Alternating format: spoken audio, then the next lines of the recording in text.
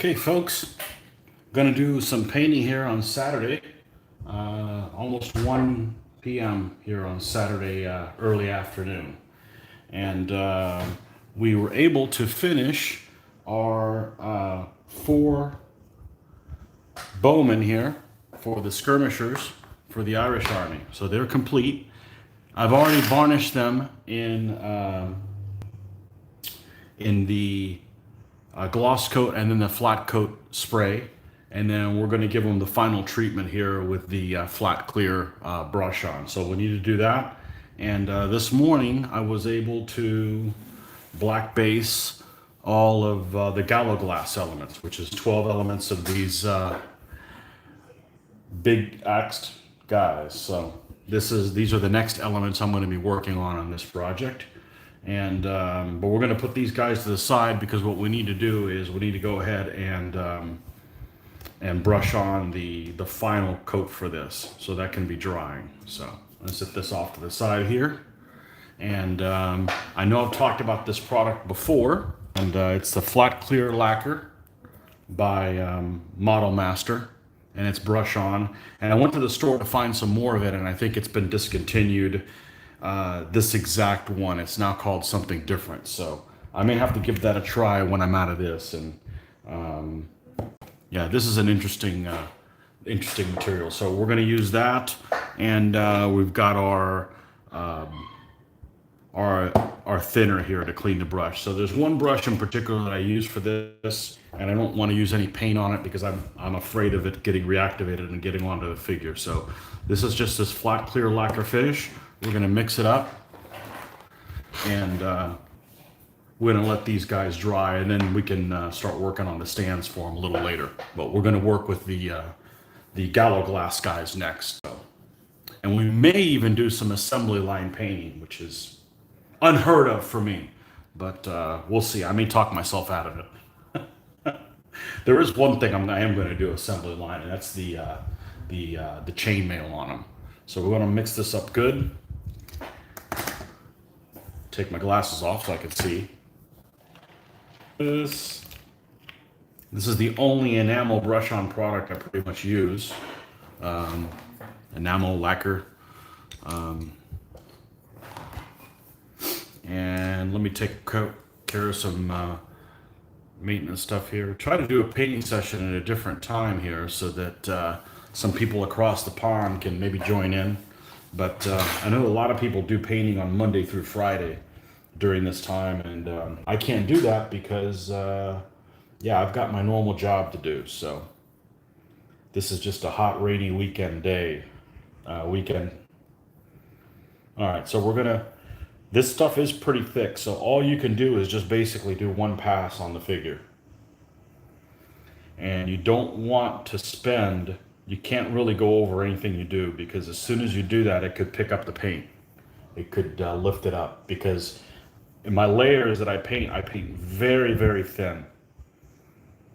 So we're just going to give them a once over and just leave it like this. It's already got a matte coat on it. Okay, so this is just like an extra matte on the cube over here, and let them dry. Same thing with this figure. Yeah, because what will happen is if you end up going over this figure where it's at, you'll end up picking the paint off. So we're just going to gently go over him. And if I have to go back and do a second coat in certain places that still look kind of shiny, I can do that. So this is actually the opposite of how I paint things, because I paint very thin layers, not trying to cover anything up. And when I apply this stuff's actually pretty thick.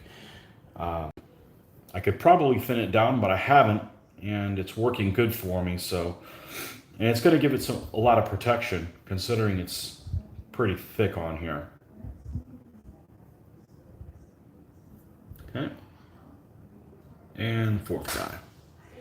This is just something I've started doing in like the last 4 armies. I don't know why I decided to try it, but because there's still some shine to these figures, even though they've got a matte coat on them.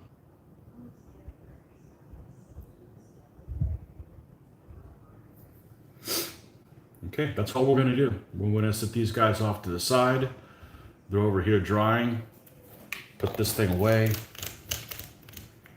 and cleaner brush. And this thinner I only use for this particular product.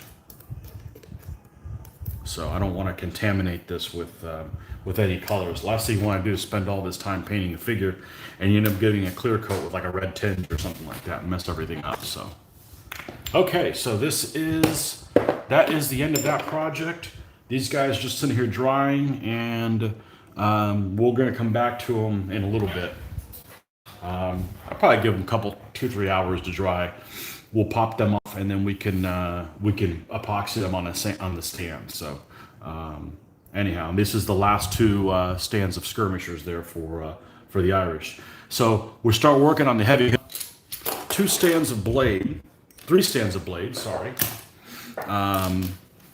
And these are the Gallowglass, and these are also Essex figures.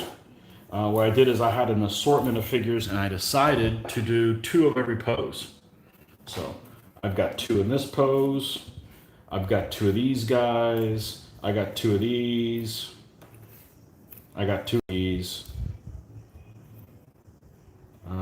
These guys go together, and these guys go together. Nope, this guy doesn't go together. He goes with, where's the other guy? The similar one. Yeah, so there's 2 of every pose. So this is 1, 2, 3, 4, 5, 6 distinct poses of 2 each, and that will be on 4 figures on a stand, 3 stands of them. Okay. So I'm going to paint them individually. I'm not going to worry about who's going to go on what stand, other than I can tell you that 2 of these guys in this pose will not be on the same stand. So it might be something like that'll be one stand, and then, you know, I'll divvy them up later. So what we're going to do is we've already, I brushed on the black, which what I ended up using was Model Master Acryl Black. That's this stuff right here. And I think that Model Master is kind of going through a, testers got bought out by, they got bought out by, who is it? The people that make the spray paint stuff. Anyways, their name escapes me right now, but they got bought up by another company, and in doing so, they've consolidated and discontinued a lot of their paints. And I think I've heard through the grapevine that the acryl stuff has been discontinued. So it doesn't matter if this gets discontinued. I'll just go to using enamel for the bottom coat. So it's not a big deal.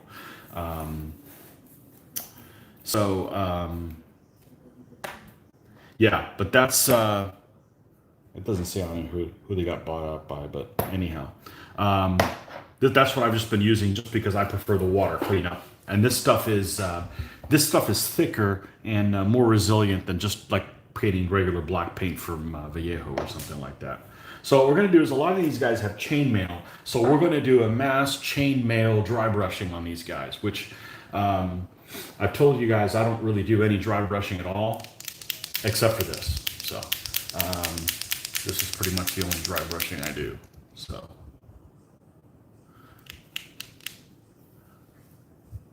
good morning, Michael from Poland. Thanks for joining us. And yeah, just trying to do a little bit of a paint session at a different time. I normally paint at 5 a.m. I was off to a late start this morning. I stayed up way too late. We had a late start for our game day. We filmed 3 battles last night. If you guys haven't checked that out, please check them out. 3 DBA 3.0 battles. The theme was shooting elements, so they had to have a minimum of 6 shooting elements. So we've got that, and I've spent all morning basically putting that, compiling that up to it's up on YouTube now. So it's easy. You're the only one that has a Polish last name that follows me. So easy to remember you. So, yeah, so we've got that video up. Make sure you check that out. And that is, it's been processing it all this morning. It's 1 p.m. now, so it took about 4 or 5 hours to get up, but it should be in 1080p goodness. Or you could follow me live here and then watch that later. You know, it's not going to go away. So, all right, so let's see if we can find us a dry brushing brush. One that I am not too, okay. And Okay.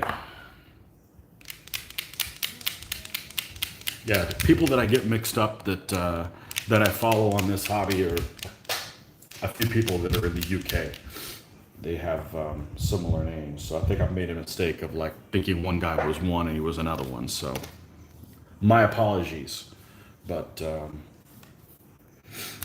okay, let's put some of this, and all we're going to use is lead belcher base. Okay, and you know, me being a neat freak, you guys know that. I don't want to use that. I don't want to start dry brushing that. We're going to have a mess that I got to look at. So, let's grab one of these. It's already messy.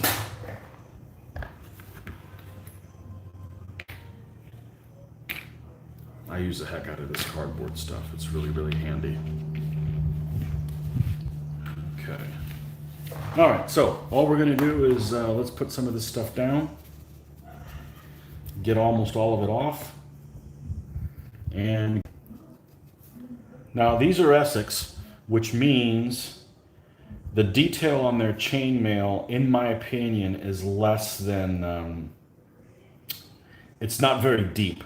So you want to make sure that you don't put this chainmail on too thick or you'll end up covering over the rings. These are actually some of the better Essex figures I have seen them do. I'm liking them a lot. Now, some poses are less than thrilling, like this guy here that, you know, looks like he'd be sitting on a street corner trying to sell axe for sale, get your fresh axe here. You know, kind of not a very warrior pose, but these do have really good detail. They're proportioned pretty well. And, hey, look, I made a mess. I got some on me that I wasn't supposed to. Oh, look, it happened again. Uh-oh. Maybe I just make messes on weekends. Yeah, it's this bottle design. So, okay. So let's go back to this. I don't want to use a wet palette on this because even though this will stay alive longer, I don't want to apply this any wetter than I need to. So this guy's basically wearing an entire male suit.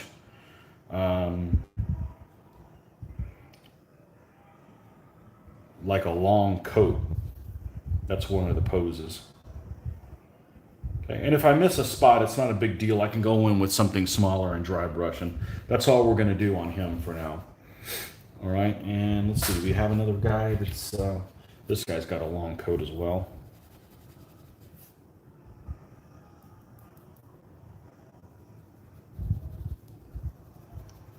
Wow, this is drying really fast on this. Maybe I need to rethink this. It's been a long time since I've dry. I don't know if I've done any dry brushing of mail since I got the wet palette. So let's go ahead and put the wet palette down. And see if we can't use a... Man, I need to clean this thing out. See, I do make messes like the rest of you guys. But I don't like it. I don't embrace it. Yeah, see, some of it's coming out here when I'm closing it. So we'll put that somewhere safe.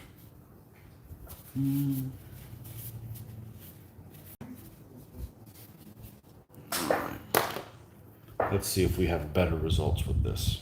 Let's put a little bit of there. And I'm just going to mass do all this so we can just put this color away.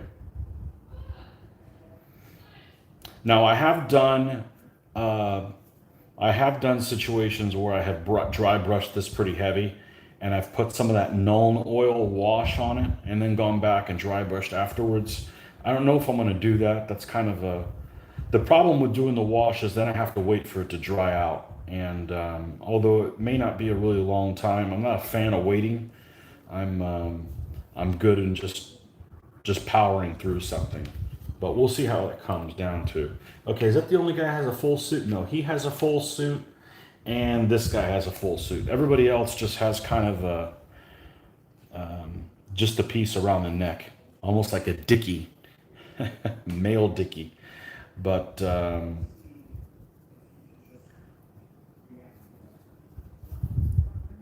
we're just going to dry brush these guys. And these guys are also going to have a variation of yellow type coloring.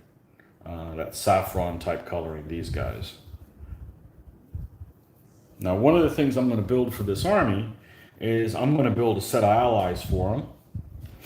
And one of the allies they can have is from the Scots Isles and Highlands. And so I'm going to be building more of those type guys, but I'm going to do it at the end after I've done the Irish army completely. So, or depending on when the mounted come in, because I hear there's going to be a delay on getting the mounted figures. So I'm glad I ordered them at the beginning and they're not really holding anything up.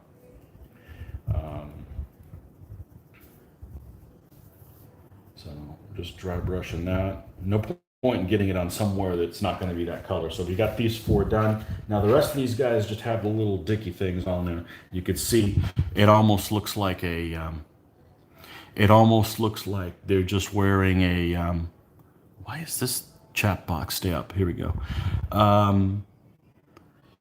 It almost comes to a point here on the front. I don't know if you guys can see that. Okay. But they're nice figures. They're really nice figures. So, and that's the one thing is if you buy a DBA Army pack, they may only give you 1 pose or 2 poses of all these 12 figures. And that's annoying because they make other figures. So I just happened to scrounge and found this many different variations of them. And old habit, want to put it here. And yeah, mix them up and give them kind of a mixed look. So yeah, this is going to be these are the more solid elements of the army for sure. And I can be a little bit more careless than this, but there's no point in doing that. I don't want to get any on the face that I'm just going to have to cover over anyways.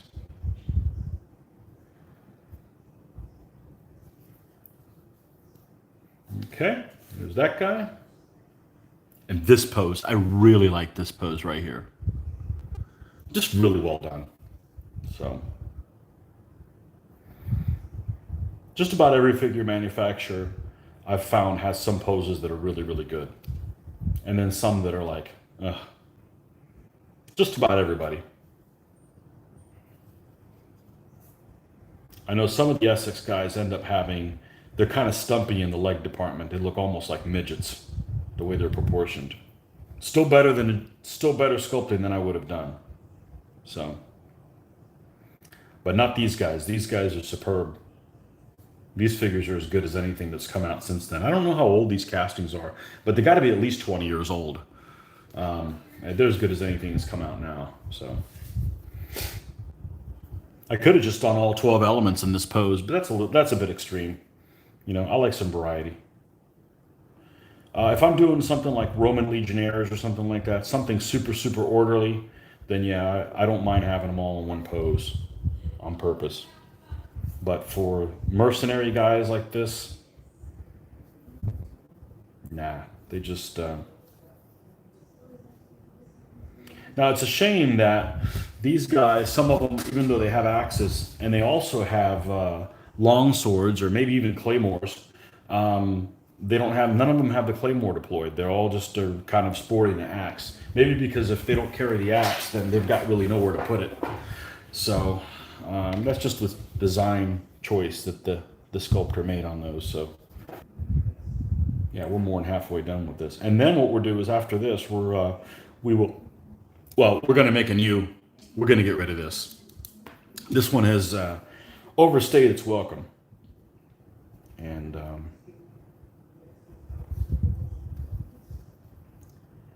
I think we're going to paint. We're going to paint 2 guys at once. I know you guys want to see that. But maybe I'll paint 2 guys at once with the same pose. Maybe we'll do that. And it won't be painted the same. So it's going to be one of those, this guy's red-haired and the other one's got black hair. And then another 2, this guy's got red hair and the other one's blonde. That kind of thing. So I'm going to mix them up. Yeah, I don't think a Known oil on this is going to help because it's just going to make it even darker. And if anything, I've got a lighter color of the of the metal to dry brush and clean that up a little bit. So it's going darker. I don't think is going to be a direction I'm going to want to go with because I don't think they need to be any darker. Okay.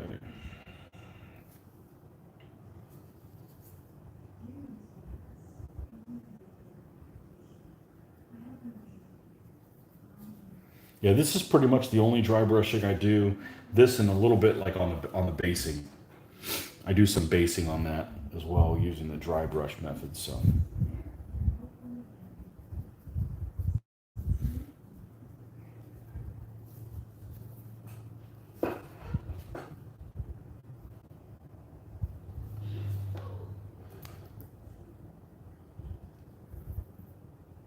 I don't know why this guy decided to get all messy on the edge. I need to clean that up. That's actually never happened to me with that color. Usually the only color I open up that ends up getting messy like that is like this. Because I like this paint a lot, but it gets very almost like elastic or whatever. It's weird when it dries. When it starts to dry, it gets very elastic, like on the bottle.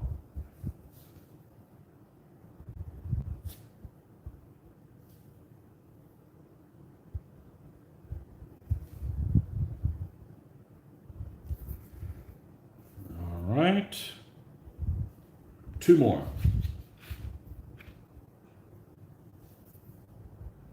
There's another guy selling axes on the corner.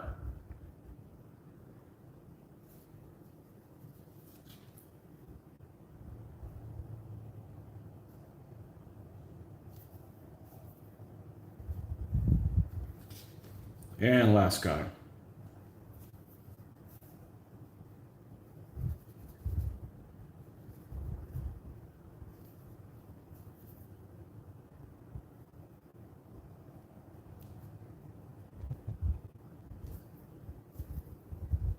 All right, I'm gonna put this away. Put this away. Put my glasses on so I can find myself. All right, I'm gonna give my hands a quick wash. I don't want any of the chainmail color on the new one. And I'll show you how easy it is to do that.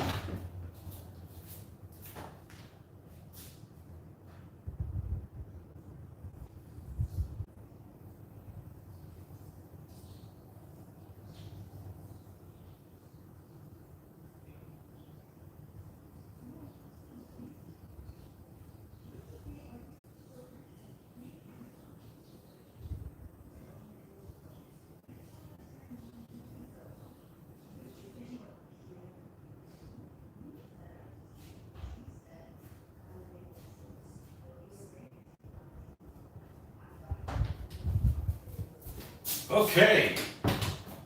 I figured you guys didn't need to see me washing your hands. Hopefully you guys know how to do that. All right, so we're gonna move these guys to the side here.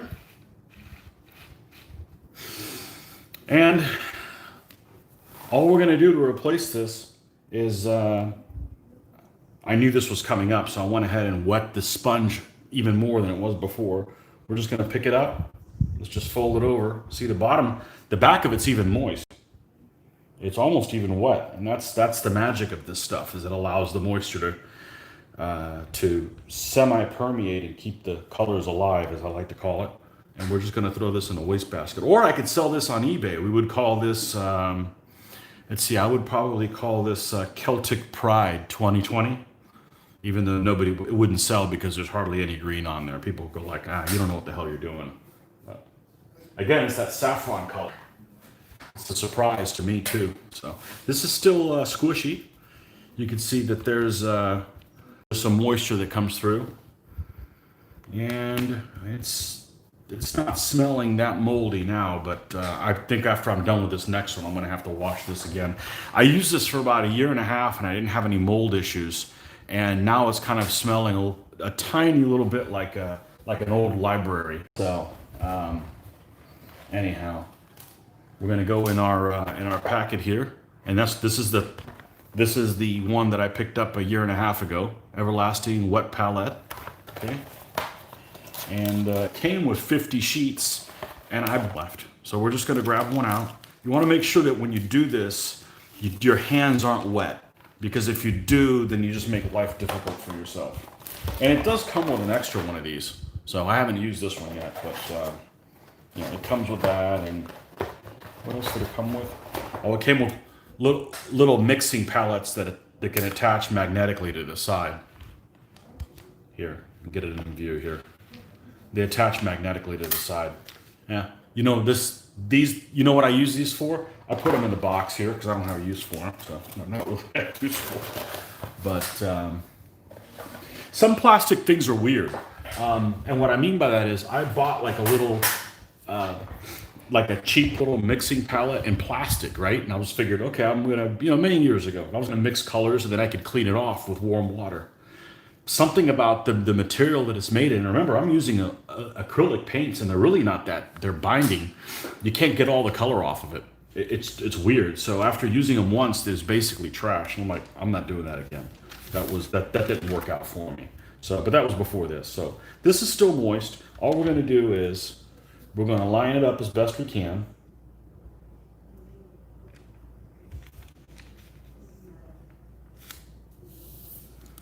And just push it down. Okay. And some people go, oh, but what happens when the edges come up? Don't worry about it. Just go all the way to the edge. I don't think I have to add more moisture to this one. I pre-added extra moisture before I started this video so that I wouldn't have to break and do that. Okay. And that's it. That's all you got to do. It doesn't roll up until it starts getting really, really dry. What happens is that as you put spots of paint here, those spots, it doesn't stick as well to the backing, and and the actual foam drying is what causes it to curl. So it doesn't have to be perfectly straight. A few little wrinkles here or there, it doesn't really affect anything. And you're done here for the next. So the very first thing we're going to do is we're going to add our mandatory white and black. We're going to put them in the center so we can access it from all sides. Okay. And this is just bam, just like that. Okay. And my white right next to it. Because no matter what I'm going to paint, I'm going to be using those two colors for sure in the method that I use. Let's put this away. All right, how are our little guys doing? Let's put this away so they don't fall in. How's the drawing here going? It's okay, we won't touch them here for another hour or so. Wait 24 hours before, yeah, we're not waiting 24 hours for stuff. That's just silly.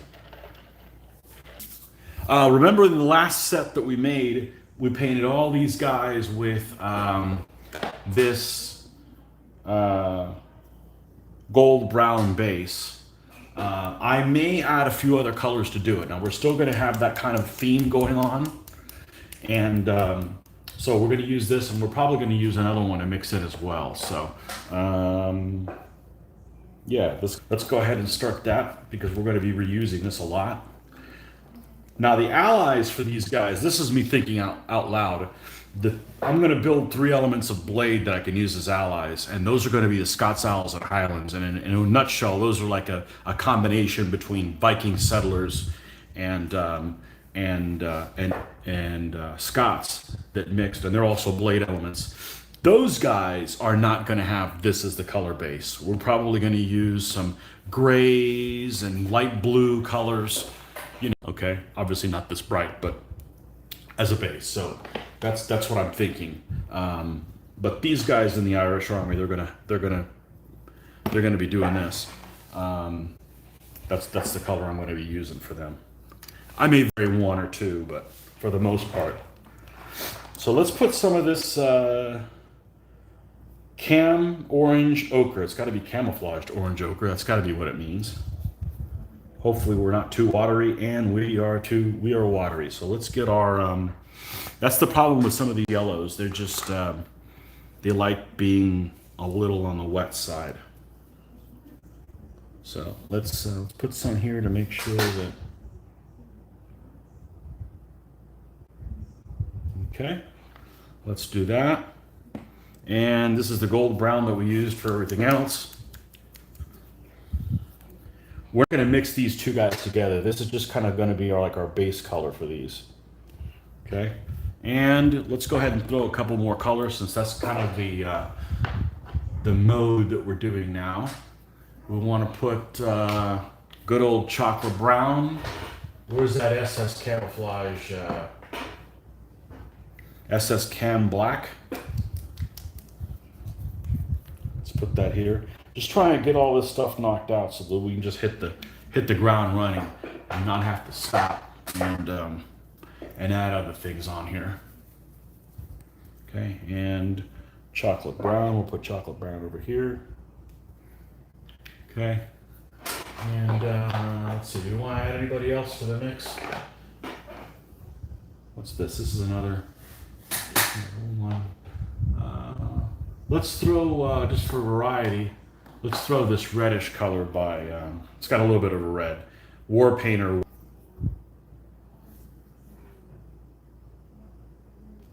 All right.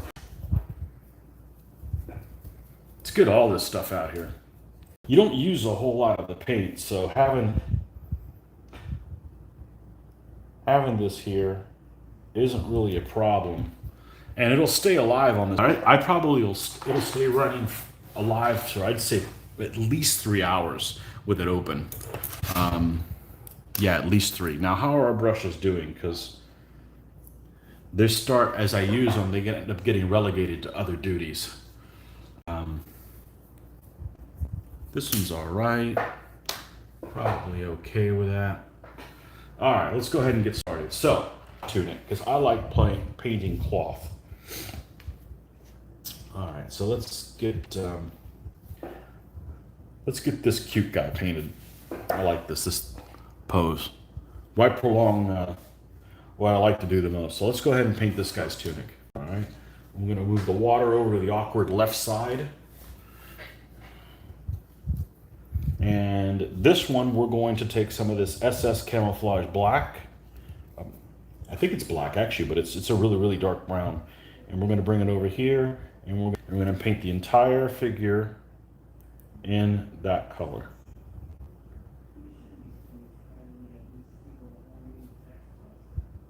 Well, his tunic.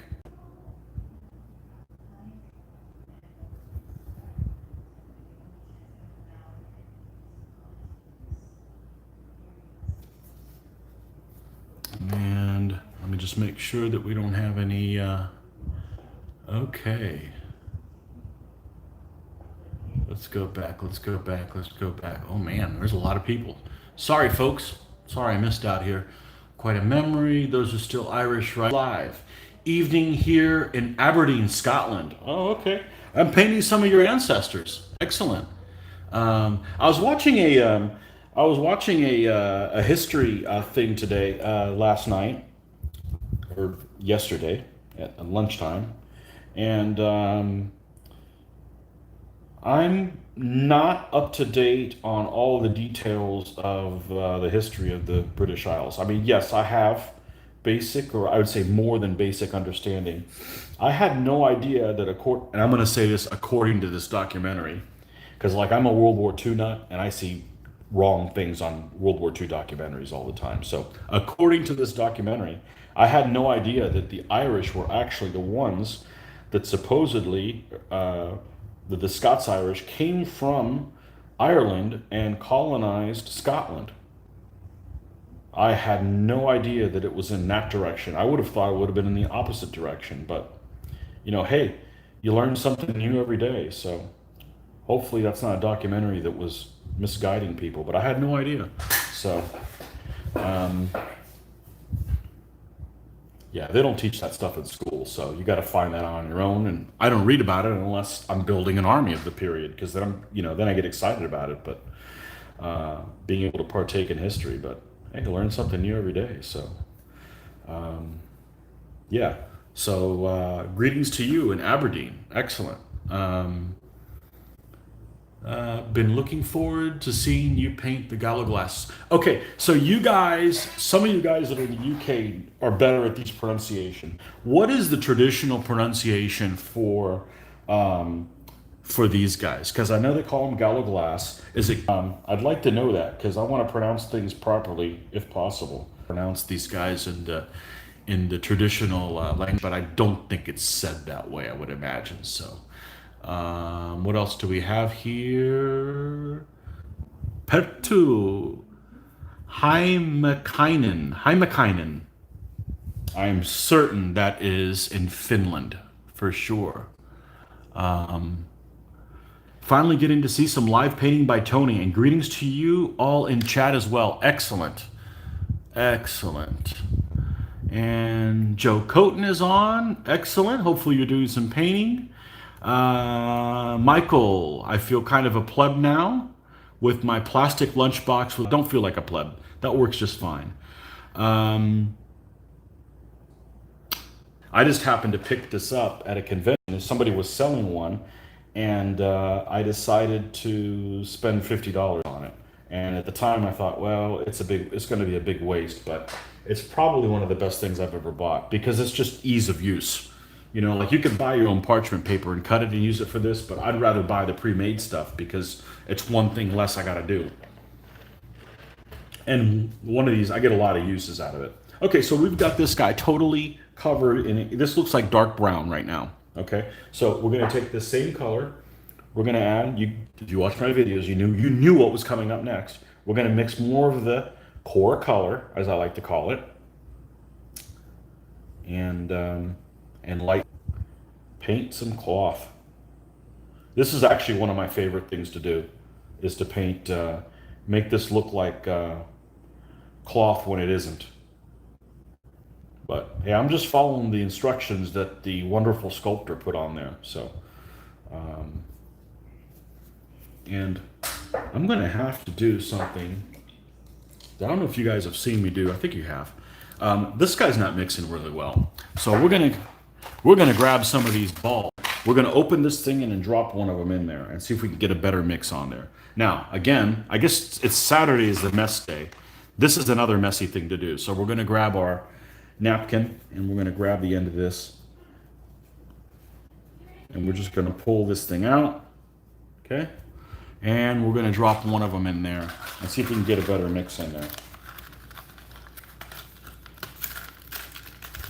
Because what came out here is a bit watery. I'd like it to be a little, I'd rather the paint be thick and then I can add some water to it and thin it to the consistency that I care for it to have.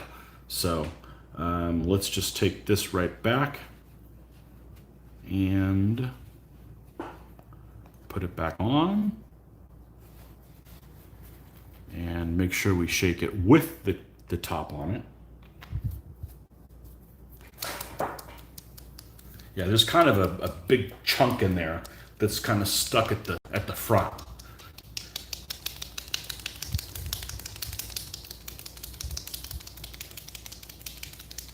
All right, let's see if we got something. Let's see if we got a little bit better now.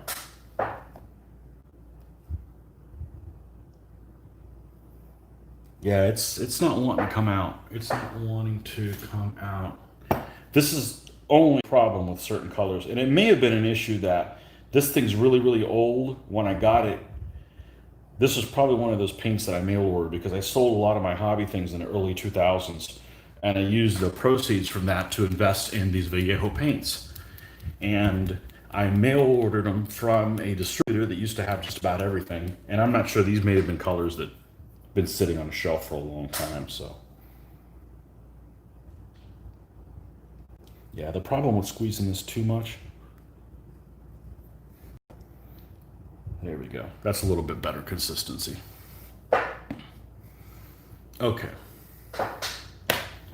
the hell were we? Let's get back into it. Now we're going to take some more.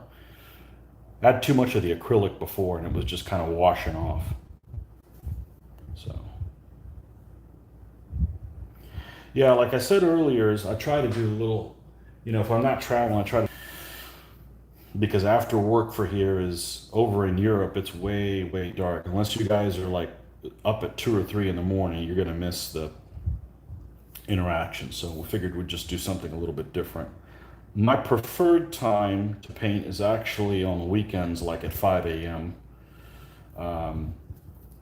But I had to take care of that video. So, hey, if you guys haven't checked it out, make sure after you're done joining me, it's on there. You don't have to rush and do it, but we filmed 3 battles last night, Mitch and I. And you do, if I found out if you do 3 battles, you can't have a tie, right? One, or somebody's going to win them all. So, but competition's only a small part of it. But the theme was you had to have at least 6 shooters. So we actually are doing that theme on Monday here with our local game group, and I knew I was going to get together. I wanted to do some filming yesterday, so I told Mitch. I said, "Hey, why don't we go ahead and film a shooting theme? We'll film with 4." Because what entails then is when you have 4 players, you either need to film 6 games or you need to film multiple games at a time, and that's just not going to work. And it's not necessarily because of the noise level, but what's going to happen is that I'm going to have to zoom the camera out far enough that you capture both games in the same screen, and which means the details of each individual game are just going to be too small to see. Unless somebody doesn't show up. As long as that someone isn't me, because then still wouldn't get filmed. But I'm not going to be able to film Monday, so let's go ahead and do the same theme and last night, and people can see some shooting elements, because I think the last couple games we have that I've filmed haven't had very many shooting elements, and I love shooting elements. So check that out. You guys will maybe you'll even see one of your own armies in action that you own. So, but it's three games, 3 rounds. So check that out. Just came up this morning, but that's what I ended up having to do this morning was work on getting that uploaded and so forth. So wasn't able to paint this morning, but my preferential time is to paint at 5 a.m. So hopefully next week we could do some filming at 5 a.m. and it'd be even a better time for you guys over in Europe. But not tomorrow. We gotta travel tomorrow, so there won't be any painting tomorrow morning.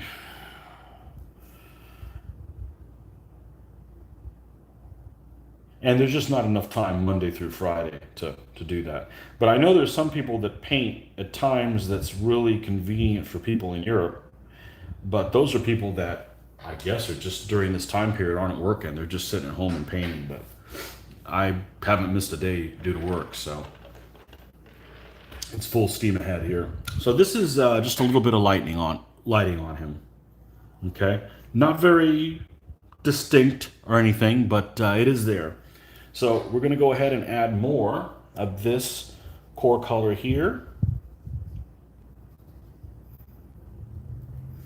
And normally what I do is I come up all the way to this and then start adding lightener. I think I'm going to stop at this color and then start adding a lightener from here.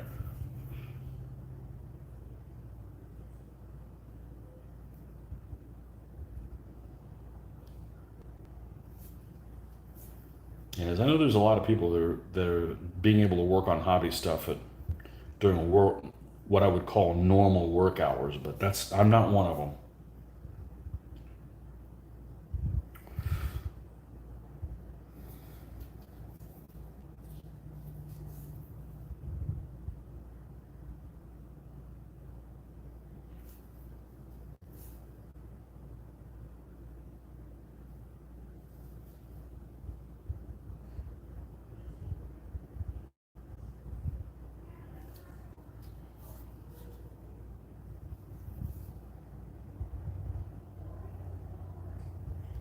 Maybe I'll just paint a bunch of tunics. Maybe I'll just go from tunic to tunic to tunic to tunic. Paint all these guys. Okay. So like I said, I'm going to go ahead and add a lightener. I'm not going to do white, okay, color to it. And let's lighten up his folds with this.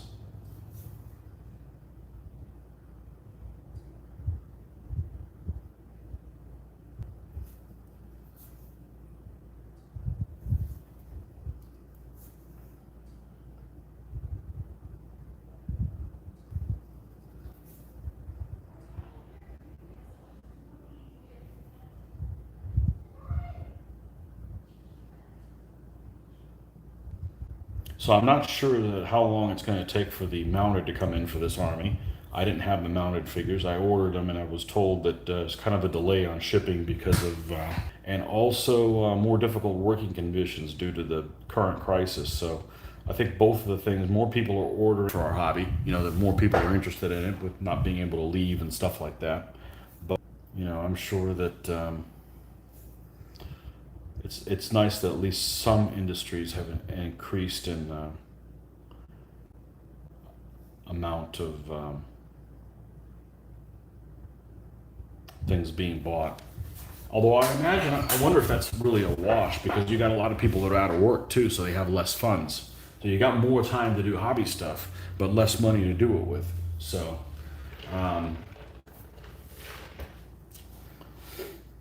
anyhow, we'll do an unboxing on that mounted when it comes in. And it's not coming from Essex, just so you know. I wanted to try a different figure company. And, you know, you guys watched any of my stuff that you know that I love mixing figure manufacturers. That's really not going to work. Okay, so let's do this. Let's do this. And let's do, oh, I'm in my own way. Let's move this to the side here. Let's see if we can.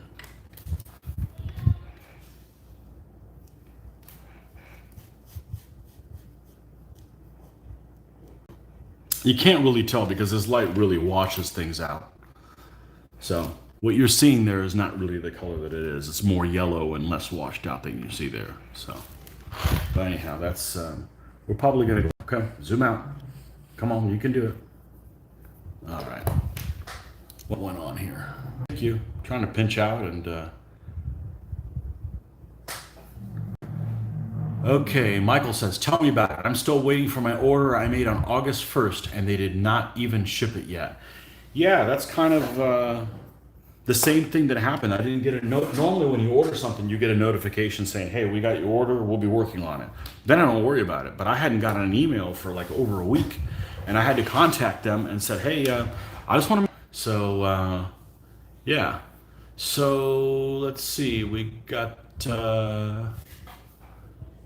Pertu says, mixing figures from different manufacturers can give cool variation. My 6mm Indian from Bacchus and Rapier, though, not mixing well. Rapier figures are noticeably taller and leaner. I've seen some people do DBA armies in 6mm, but still keeping the standard DBA size stands. So in other words, you'd still be putting skirmishers on this size stand. You would just be using, oh, got to be in the picture.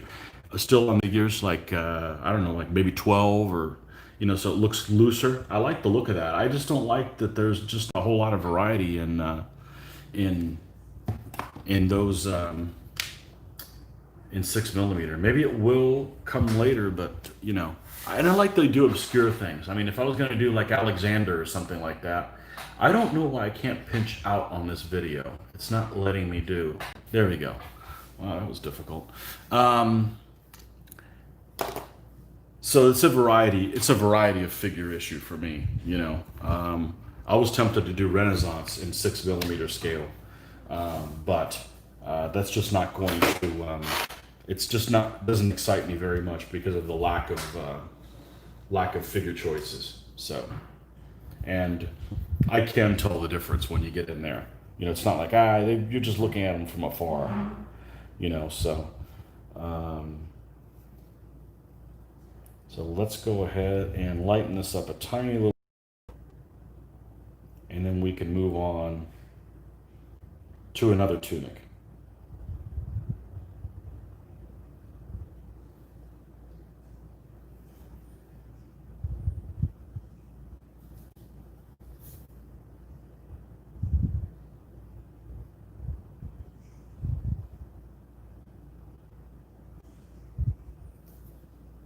Yeah, I understand things take a while, but you gotta let people know, hey, we got your order, we're working on it. Look at this, you know, I know I paid, because I PayPal everything, so I want to pay for it immediately, get people.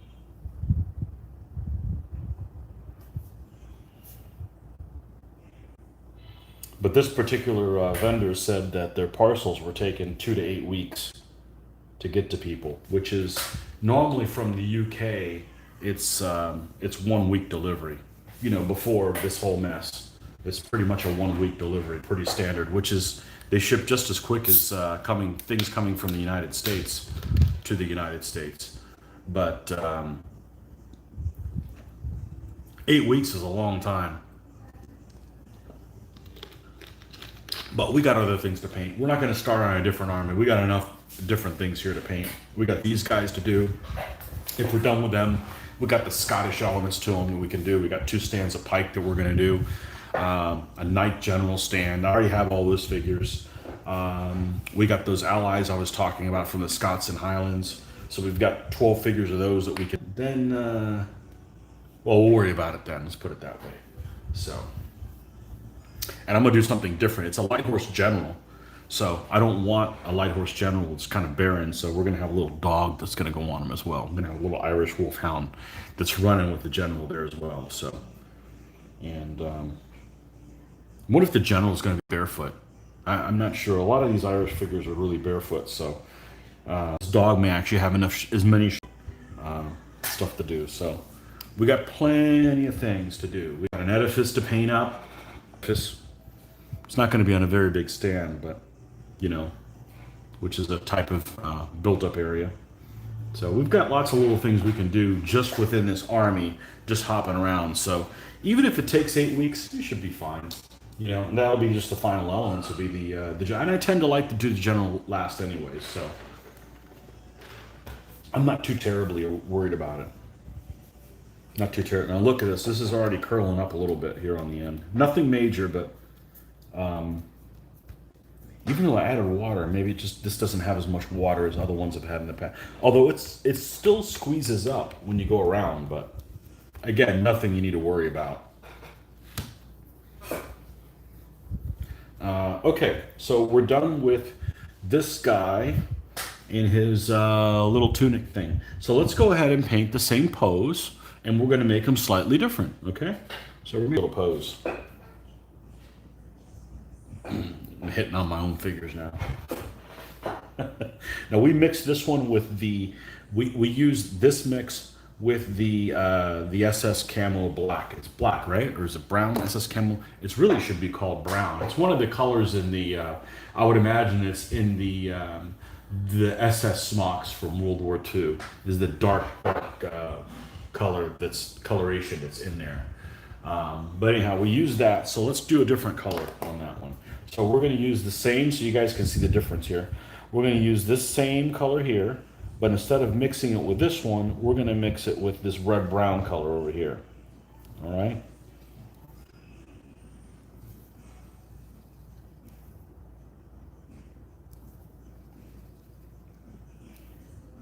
More. And this is one of the colors by War Painter, which I picked up on a whim. I never picked up any of their colors. And to be honest with you, I'm not too keen on them. They have more acrylic in them, it seems like that. And they don't cover as well. But I still use them. And they have different colors than, I think they're more geared. I picked them up because I wanted some colors that were a little bit more vibrant instead of many of the Vallejo colors, which seem to be almost military geared towards. So I don't regret picking them up, and I probably will pick up more in the future. But yeah, they don't seem to cover as well. Of all the colors I have right now, the ones that actually cover the best are the Cote d'Arms. But unfortunately, there's no one here in town that I can get those from. So I think that's what I'll do. I'll paint the same pose in pairs, and then they'll be slightly different from each other. Obviously, they'll have different hair. I'm not going to make 2 of the guys that are blonde or 2 of the guys that are red hair. Of course, there's all kinds of different variations that you could do on blonde and red hair just in and of themselves. Now, this guy actually has shoes. Wow.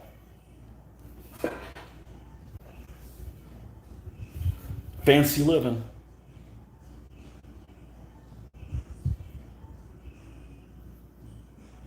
So we're just going to cover in. This first coat doesn't seem to cover really well because of the black, but it doesn't matter because I'm going to lay other things on there. But it's never enough where I've just decided to, it's never been an issue enough where I've decided, you know what, I'm going to prime these guys in black or in a brown or a gray or a white or something like that, because I don't want some tiny little region stuck here in an armpit that ends up being, you know, not in a dark color.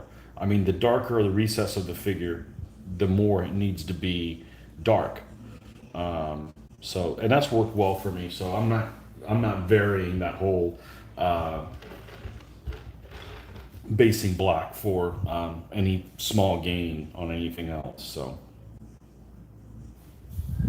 this yellow already has more of a red tinge to it, as you can see, this color as opposed to in here. So, but when you go from there, you know, you can just go in all kinds of different directions. So.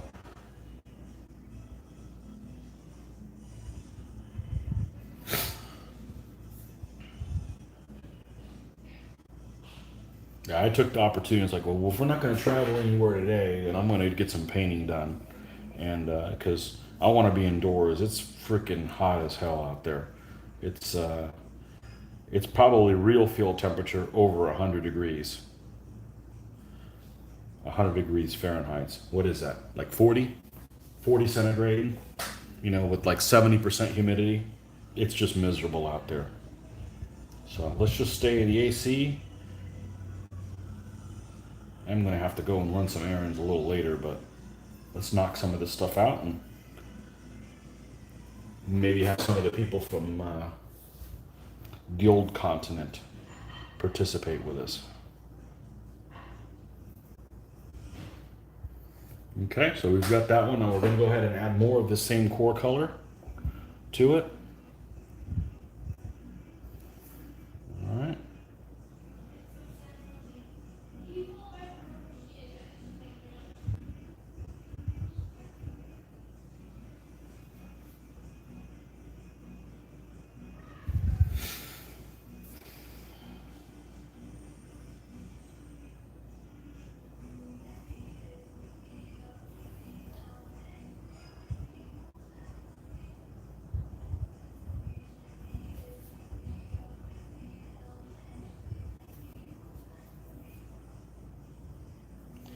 And you know, you could probably do something similar to this with using like one of those the dip method, but I enjoy doing this so much, and I want the shadows where I want the damn shadows, and I've just kind of learned doing this. So I'm gonna be sticking with this method, and this is the part I really enjoy.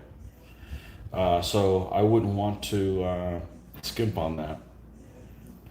You know, if there's any part of the process I don't like, it's doing the initial black basing where it's just kind of mindless. I don't really enjoy doing the mind. Well, this is mindless, but at least it's one of those things that you can put your own spin on it. So we're not going to keep adding this color. We're going to go ahead and lighten them up. Now I'm not going to use the same lightener that I did here. Okay, we're going to go ahead and grab a yellow. We're going to grab this. This yellow, you know, it's going to make it too yellowish. Let's put some of this down there as well. Yeah. Here we go. This is a color they call beige. Okay, Vallejo beige. I guess it's similar to that. It's got a little bit more yellow hue. I'm just coming up with excuses to put other colors on here. It doesn't really matter that much. Let's see if we can get this guy to behave and get some of it to come out. Oh, this is one that's seen later days. This one has sat on a shelf so long that when I got it, look, the top of the bottle cracked. And I guess I could pour this stuff out and put it in something else, but the tip of it's cracked. So we got to be careful that this thing doesn't make a mess. We don't need a whole lot of it. Oh, here we go. We got a big goopy part of it. There we go. All right, let's put this guy away for. I have to go wash my hands again. I wash my hands a lot. I just don't want to stop what I'm doing here and break free for that. You know, you guys don't need to sit there and listen to this. Going to wash my hands. So we're going to put a little bit of this color on here. and lighten this up as well.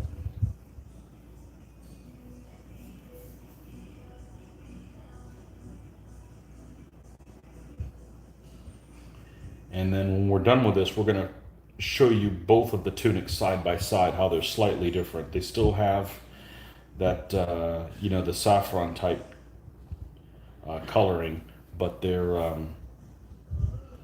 not the same. And you can vary things a lot by using different even if you use the same color, the same core color, just start mixing a different darkener, like you use this one as opposed to this one, or as you add this color, stop at one point and then add the lightener, or as opposed to continue to the core color and then add the lightener. Just all those little variations you can do. You can get all kinds of different variations in color, which you could see in the Irish that I've painted, and also my carriage that I've painted. I did that as well. So that part's been actually a lot of fun, is to do the little spins on just basic cloth color, because I've been painting figures in these last two armies that are they are very non-fancy dressed, but we've been able to make them look really interesting by just adding all these variations of color that you would have in these non-manufactured type clothing. I mean, these guys basically just showed up with what they had. So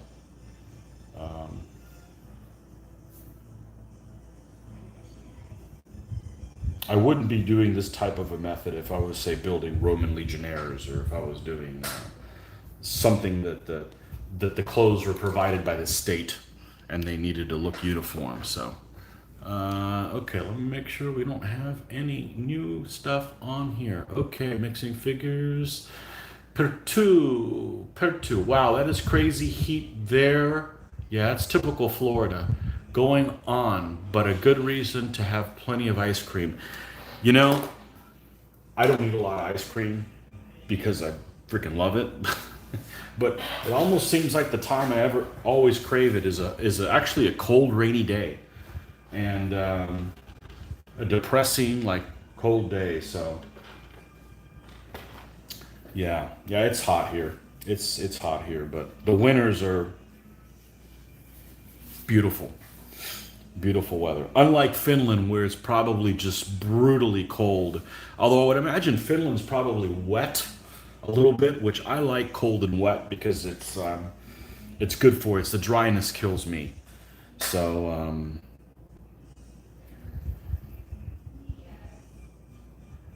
yeah, as a matter of fact, I was looking for things to I'll show you guys these side by side because I can Irish, and I was looking for Celtic music and stuff like that, and I came across I'm gonna call it a music video, and the artist is actually from Finland, I'm pretty sure, and he had this montage of, I think it was called folk metal, and it was some awesome stuff. It was like rock classical music overtones, and he had like all the background pictures and movies for, like, from Finland of you know, not cities or anything, but just the nature. It was absolutely gorgeous. So you have a beautiful country there. So no palm trees, but that's okay. I like the mountains too as well. So they're significantly different looking, and yet they have kind of the same type of yellow color. We're going to lighten. This guy looks like he's got more color definition, so I like how that one is. We're going to lighten his tunic up one level more, okay, so that you can see a little bit more of the difference. But same pose, two different looks, so we got that going on. So okay, all right.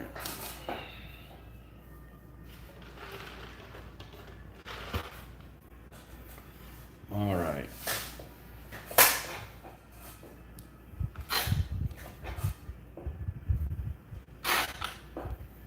Yeah, so check out that video that we did last night. Mitch and I, unfortunately, Mitch's feet out his feet, so.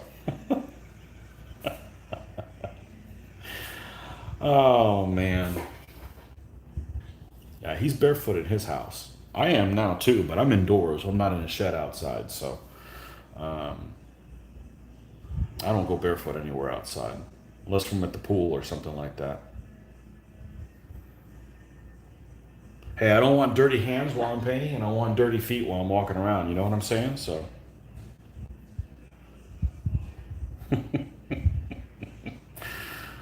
oh man.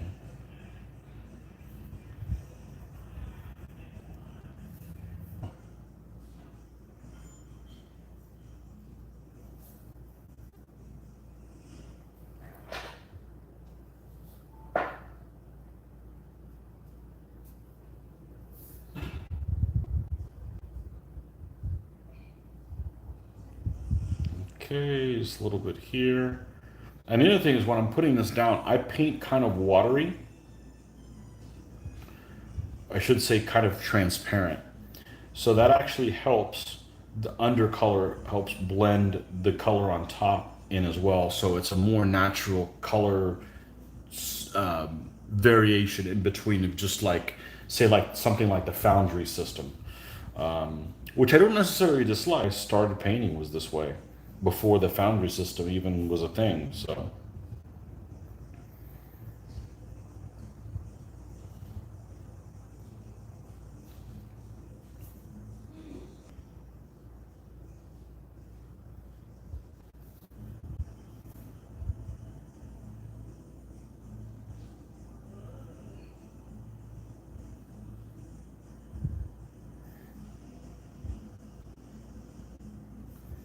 Okay, I think this guy's pretty much done.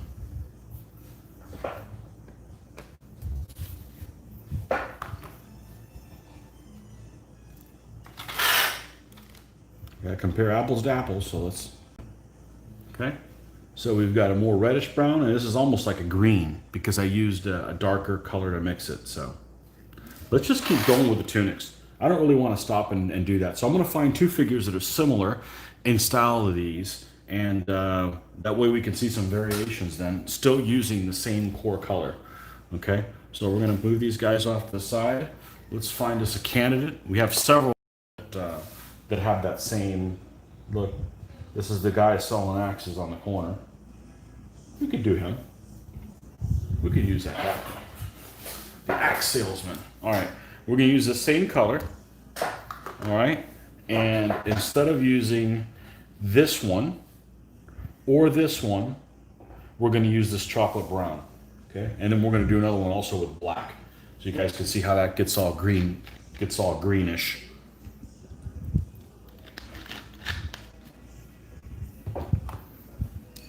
Make sure there's no more comments. The problem with the comments is they disappear. So like I'll look at the comments and be like, oh, that's neat. And then like 5 seconds later, they disappear and I can't see them. So I apologize if it takes me a little while to get back to you guys on it. But I appreciate the interaction. So, and it's hard for me to see. Malinowski.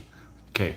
Been to Finland at the end of December once. Surprising it's not that cold as the stereotype would suggest. Yes, but you live in Poland, so it's similar to you. Now, I could probably handle the cold. I like cold weather, so. Yes, Pertu, oh man, feet again mentioned. Dang, gotta go. Tony and others later. Well, thanks for joining us. I appreciate the interaction. Oh, will you hear that?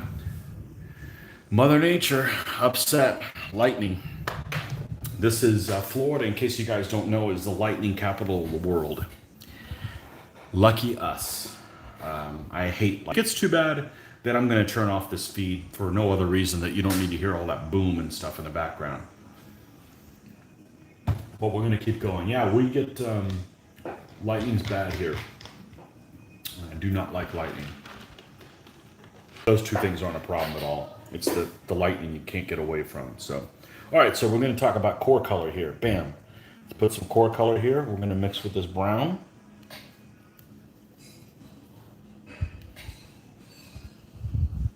And let's paint all of him, all of his tunic, in this brown color.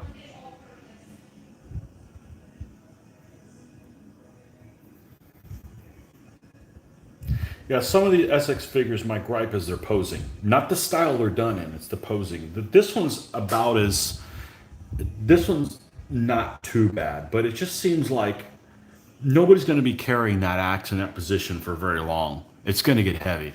So it's just strange they would have caught him in that position, but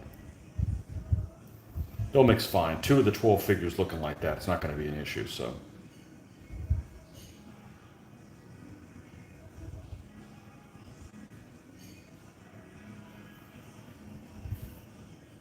All right, and oh, this guy's almost got a ribbed vest on him. Oh, he does. He has a ribbed thing and he has sleeves underneath. Interesting. Well, I may have to think how I'm going to have to paint this guy. Right, we'll come back to this. Forget this guy being a candidate. I'm just not ready to do that. Okay, this guy's got the same type of thing. Has this one got a vest on as well? That one does have a vest as well.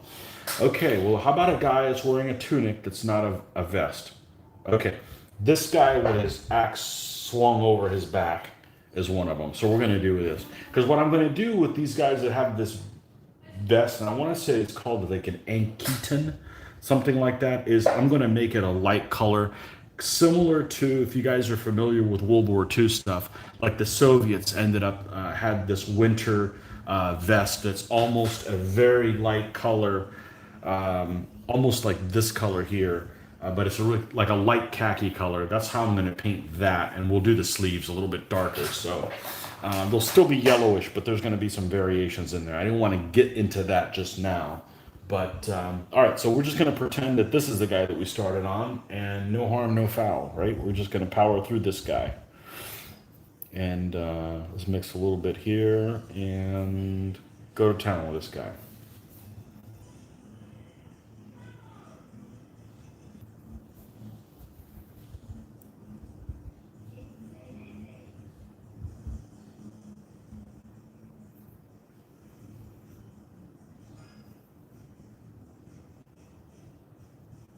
And, you know, I think that basing these guys in black is not really affecting the color that much.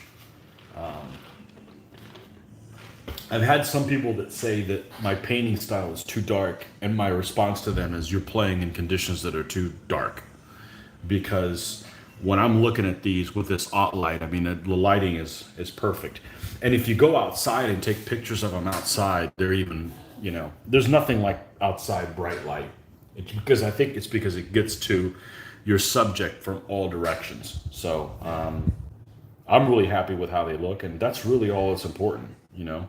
As long as you're happy as the painter how it's turning out, then that's all that matters. That's all that should matter. And sometimes you can be the hardest one to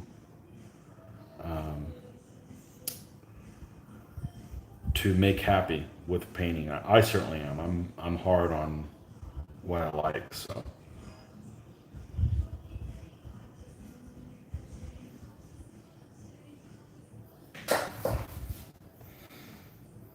But yeah, these are going to be the solid elements of the army for sure. The Gallowglass. So I'm going to have to find out how you pronounce that. I want to know. So.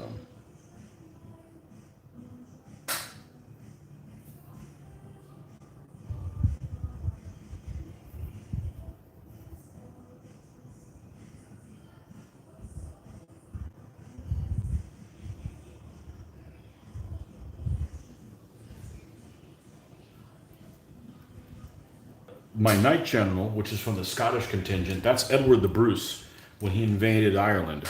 So I know that he's going to be my commander. I figured out what kind of heraldry he has. He has a red chevron as distinction. So that's what the general is going to look like. What I need to find out is what other knights went with him, so I can paint a couple of other figures. I don't want to just make believe heraldry. I'd like to use guys that were literally with him. So I've been trying to find some stories. Yeah, I guess if I don't find out anything on them, what I'm probably going to end up doing is putting Robert the Bruce and Edward on the same nightstand, along with a flag bearer, and just call it a day on that. But I'd rather just do one that's just Edward by himself. But anyhow, I would like to do something that's the actual, one of the knights that came over there and used his heraldry for that. I don't like. There's so much information on heraldry. I'm not one to add generic heraldry. I don't like that.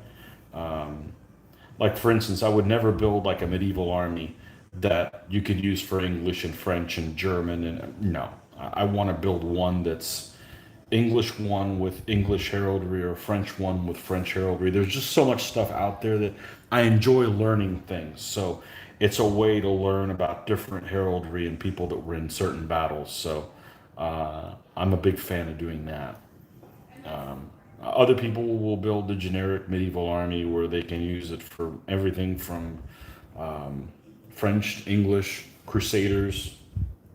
They'll pick like a 1200 or a 30 for other things, but that's just not me. I want the incentive to build a different army so that I have to paint them a different way. So I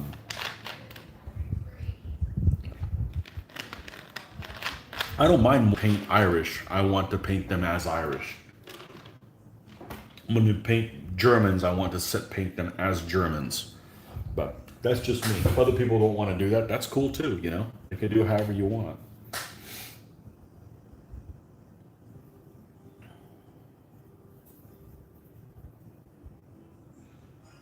You want to do things differently? That's fine with me. It all pays the same. Just whatever makes you happy. I just happen to. Gaming for me has always been about learning about things, real things that happened. So that's what I enjoy.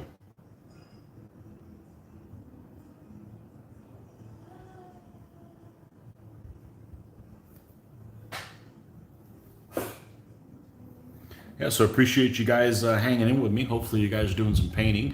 Got a few more viewers that worked.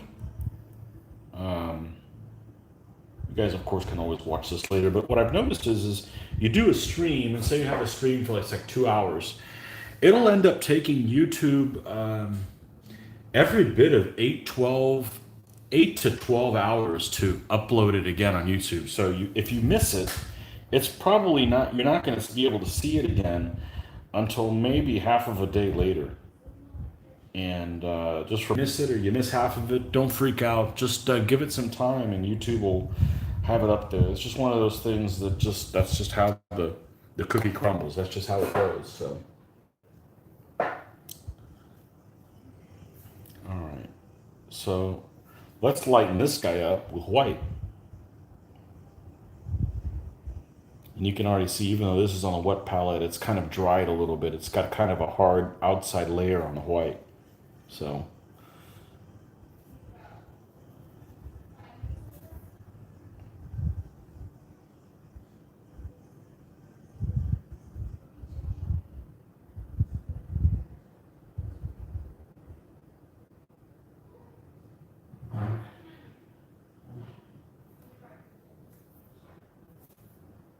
you don't want to use too much of the white because it will wash the thing out. But another thing to keep in mind is some of this clothes would be faded by the sun and, from wear and stuff. So that's just something to keep in mind.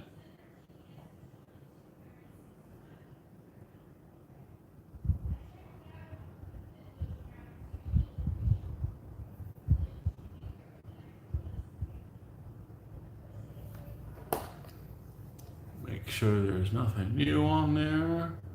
Okay. Okay, wow, I missed a few things. Michael says, to be honest, Poland is not that cold as well. Logic of climate change, we're struggling with drought year after year. That's interesting. Okay. No snow that would melt during spring to refill the aquifers. Okay.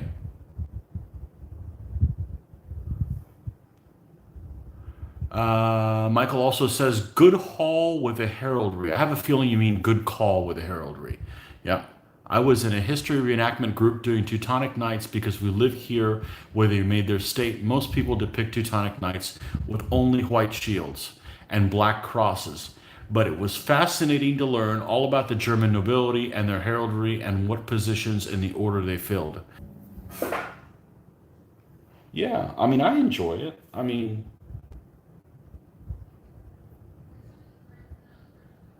yeah, I had a Teutonic Knight army. I ended up selling it unpainted because it seemed like everybody around me already had one.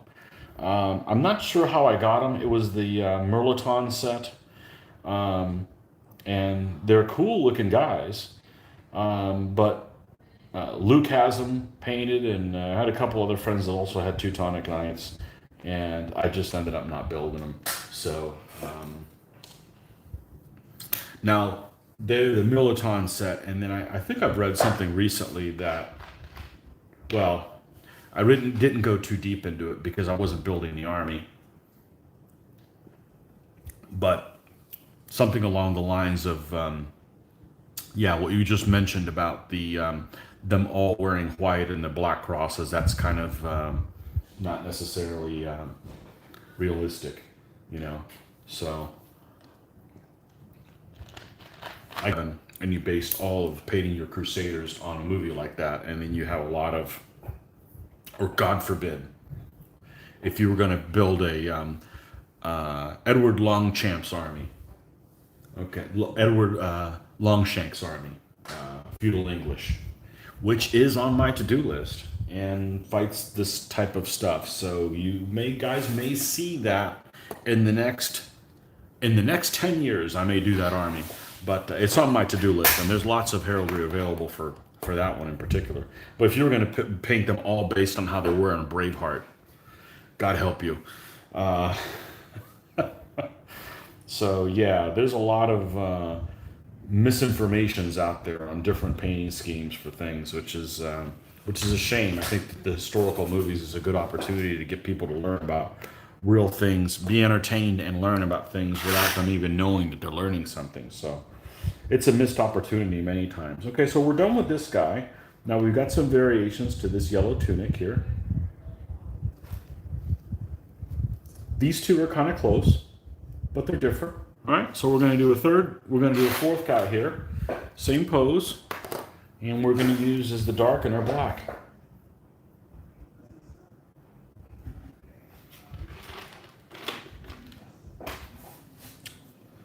Yeah, I think that movies could serve a really good purpose to entertain people and get them to learn about real things, and a lot of it is sometimes just lost.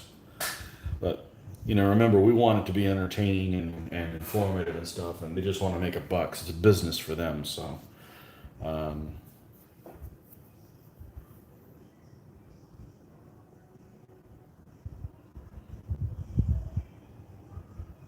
going to paint him all completely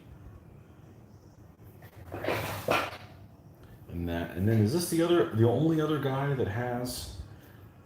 Okay, this guy's got a vest. This guy has a vest. This guy has a vest. This guy has a vest. Okay, so these four guys have vests. These guys have a complete long shirt. Yeah.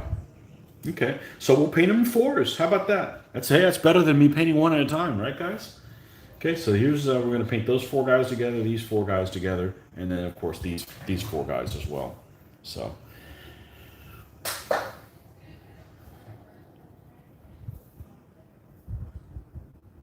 So a lot of these guys sometimes were also referred to as red shanks, and the reason why is because they didn't wear any pants. Now they didn't wear anything that covered their legs. So with them being red haired, they would have red hair on their legs and therefore red shanks. So I've got to make sure that these guys don't have like some kind of hose or something on them.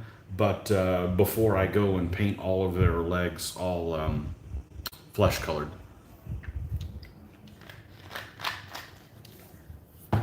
So we'll check that. Are we gonna, the lightning stop?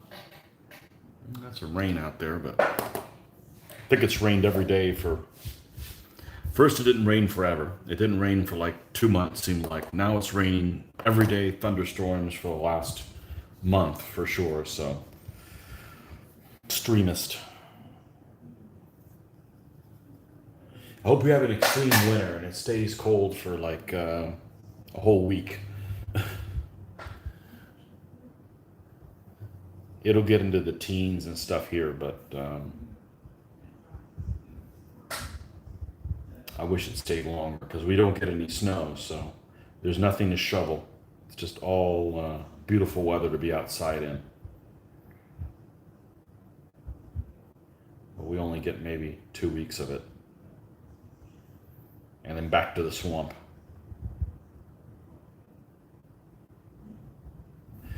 Okay.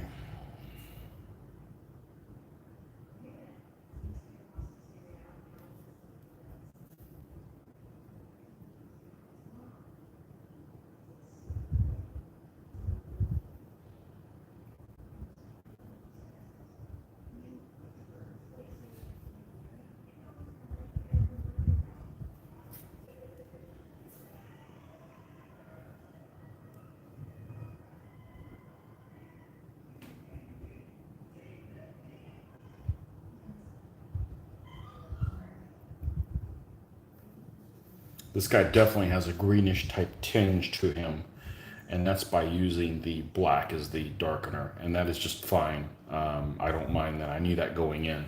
Like I said, I want, and we'll put this other yellow on there, but haven't even used it yet. That's okay. It's not that much different anyway. Yeah, what's going to happen is when we go to paint the axe handles, it'll be a lot easier to paint. I can knock them all out, you know. So I don't know if I can get these 4 guys painted today, but well, certainly not in this video. But I'm going to try to, like I said, I'm motivated to get these figures done. So, and then we'll have to check on after I'm done with this color. I'm going to go ahead and check on my Irish Bowman and make sure that they're dried up, but we don't have to retouch them anywhere with that matte finish. So we'll check that out. And because if they're done, then we can go ahead and glue them on the on the really happy with.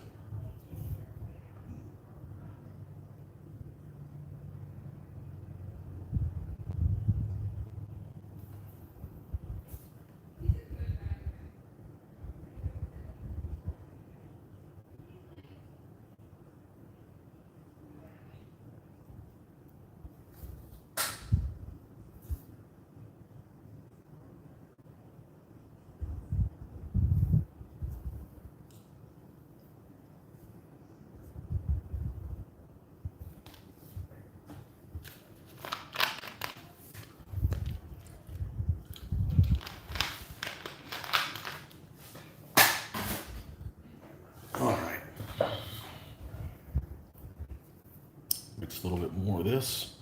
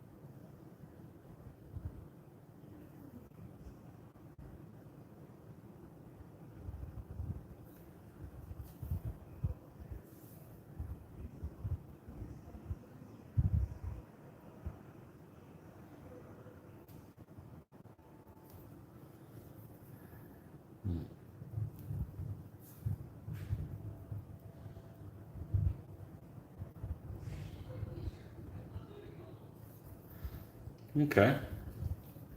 So this guy's about done. So let's just lighten this guy up with, we lightened this last guy up with white. So let's lighten him up with this over here.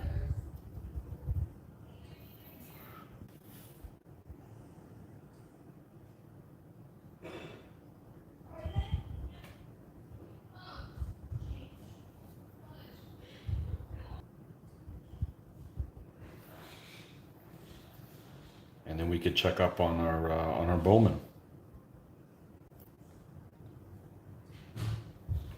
It'd be nice if I could just finish the bowman before I moved on to doing something else that isn't painting. It's better to just go ahead and find something else to paint and then stay on track.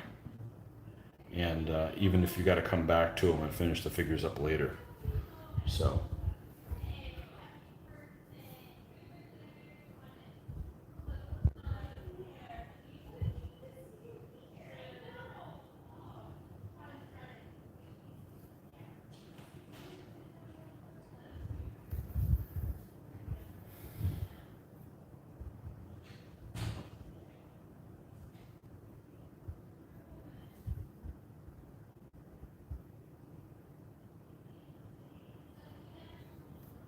Okay, and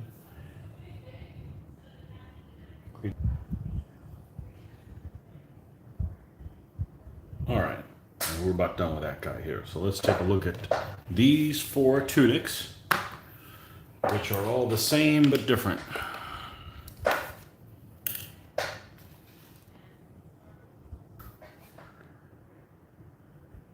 And come on, pinch to zoom. Right. Wish it wasn't so shaky. What I started doing is if I hold something, I can't get it close enough to tell the difference. Now let's see if we can get some light on here. There we go. Hold the light. This is the 4 tunics. Okay, with the dry brushing there on the chainmail.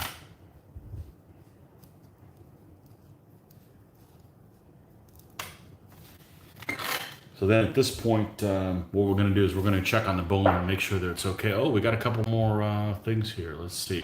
Jeffrey Smith, the Scots and English pronunciation is Gallowglass. Okay, from the Irish, oh boy, Gallowglass,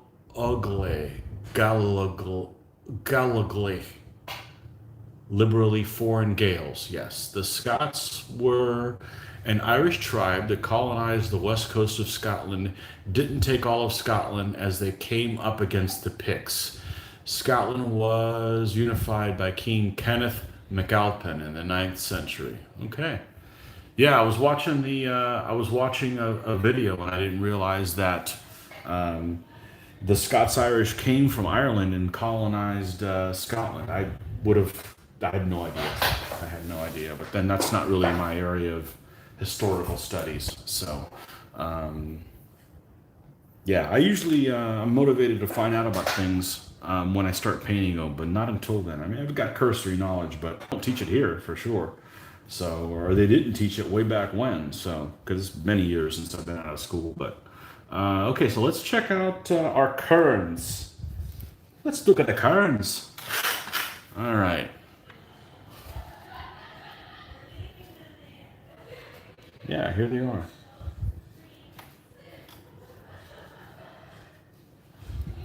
I don't know if they need any more, another coat. I think they're pretty good as is. So we're going to show you guys how I do the basing of them. Okay? So we're going to put these guys off to the side. All right, let's go grab our Litco stands. Let's close up our wet palette because it's going to be maybe an hour or so before we go back to that. To pick that up another day. And look for my big pile of stands. Okay.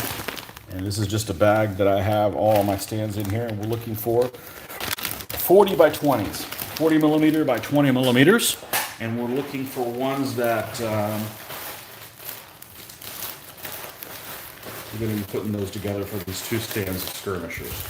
Trying to get a habit of saying skirmishers and not Saloy, because I think it's ridiculous to call them Saloy when they're not even close to being Greek. Nothing against Greek words, but you know, I also don't like my Middle Eastern guys being called knights when they weren't even close to being knights. So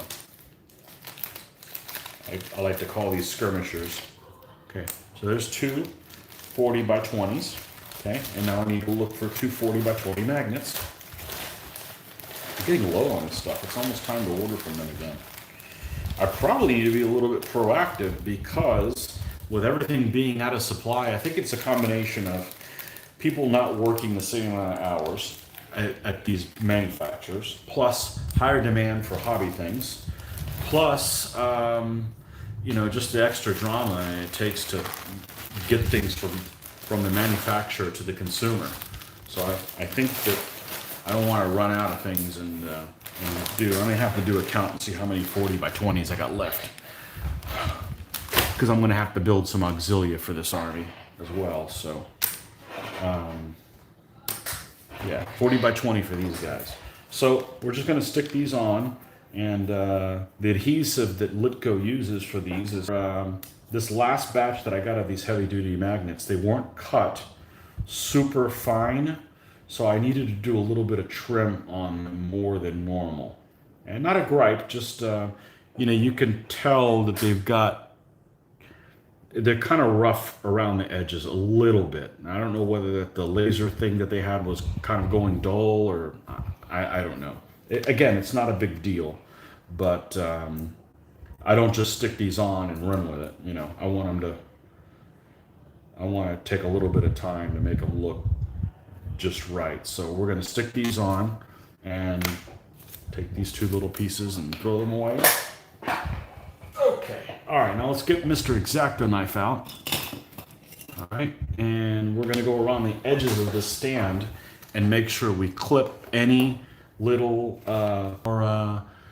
okay. Jeffrey Smith, apologies if comments seem late. I had to answer the phone, so I am watching about 15 minutes behind. No, it's great. It's great to have your input.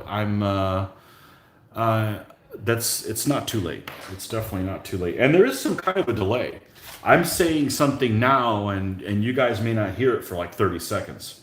I've noticed that when I've watched other people and I've tried to interact with them on their painting, and it just seems out of place. So all I'm going to do is, if you look close here, it's not exactly flush. All I'm going to do is take this and I'm going to go flush with the edge of the wood and cut that little bit off.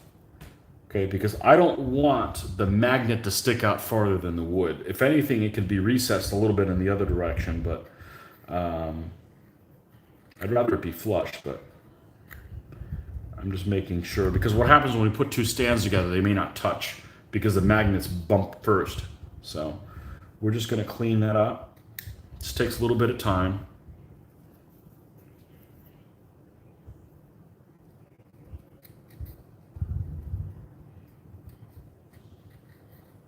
I actually cut a little bit into the wood. No big deal.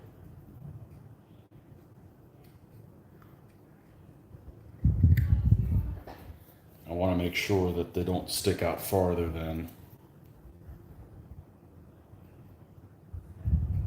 the stand itself. Okay, that one's done.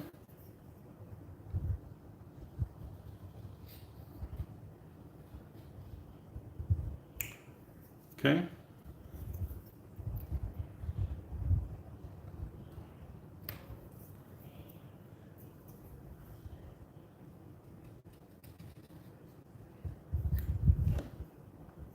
Okay, and this one looks like it's, well, is it completely even?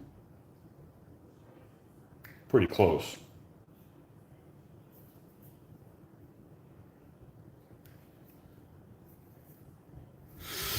All right, so that's done. Put Mr. Okay, so those guys are good to go. Let's go ahead and glue these guys down and show you what glue I've used. Now, some people use all kinds of different glue. I'm a fan of epoxy because it is, you can just forget about it ever popping off. And if you do end up rebasing your figures, you still can get it to come off. So I'm going to take a little bit of cardboard here. All right, and we're going to be using that. We're also going to be using one of these guys. And let's pop these guys off. All right, and all we're going to do, now this is on these coins, and I will reuse these coins, not as coins, they'll be, they'll be my regular basing stuff. But They are super glued on, and that's so I never have to worry about them popping off. So we're just going to take our X-Acto knife underneath it, okay, and we're just going to wiggle it underneath and just boom. Of course, we've got a big container here where we use our temporary basing. You know, they'll get reused for something else, okay? Not for something else, they'll be used for the same thing, just on a different figure. So we'll try and find a spot where the super glue seems like it is the most likely that I can go in there underneath here. We'll just get underneath this figure and just pop them out. Now what will happen is because I use super glue, I created the base of the figure is actually bigger than the metal. So it actually helps the next stage when it's time to glue them down. Okay, they stand up a little bit better too. That was all unintended consequences. It just kind of happened by just doing it this way. Some people I know use this temporary basing. They'll use something like they'll use like white glue, and I don't want these guys to pop off. Look how easy that guy came off. Just get underneath it and pop them forwards. Now sometimes you get one of these that's obstinate. Bam, done. Okay, so here's the 4 figures. So now at this point I'm like, okay, who's gonna hang out with who on the stand? Well, there's 2 figures with capes, okay? It's actually the same figure. Of all the Soloi, it's the only 2 figures that are the same. So they're not gonna be on the same stand for sure. So we got this guy with a cape with red hair, and we got this guy with a cape with blonde hair. And we got one guy that's blonde and one guy that's red haired. So of course the red haired guy is gonna go with the blonde one, and the blonde one's gonna go with red hair. So that's how they're gonna go, who's on what. Now, let's mix up some epoxy. So what I've been using and was really successful with, I was using the tubes for a long time. In other words, the one tube that's like a syringe, and you push them and they both of the materials come out at the same time. Well, invariably, whichever one is thicker, and I forget which one it is, if it's the epoxy resin or the hardener. I want to say it's the epoxy resin is thicker. That one comes out less than the other one. So you invariably, when you use the syringe, you end up having to compensate and push over to one side and the other. So I just said to hell with it. I'm not doing that anymore. I'm going to buy the 2-piece epoxy. Now, I've probably epoxied all of the figures for the last 12 armies using this, and you can see how much I've used. It really lasts forever, so to speak. You only have to buy this maybe once every 5 years or something like that. So we're just going to squeeze some of it in. Now, we only have to glue 4 figures down, so we don't have to use a whole bunch. That should be sufficient. And you don't have to mix it perfectly. I think one thing that makes a difference is you buy these at a location that has enough people buying it, so you're not buying some epoxy that's maybe 5 or 10 years old, okay? But you don't have to get the proportions perfect. It just has to be close, okay? So that's not perfect. It's kind of close, all right? And we'll just put these back here away. All right. And then we're going to mix this stuff up.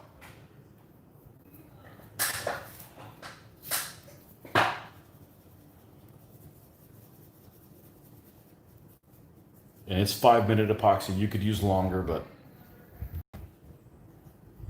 I use this stuff for everything.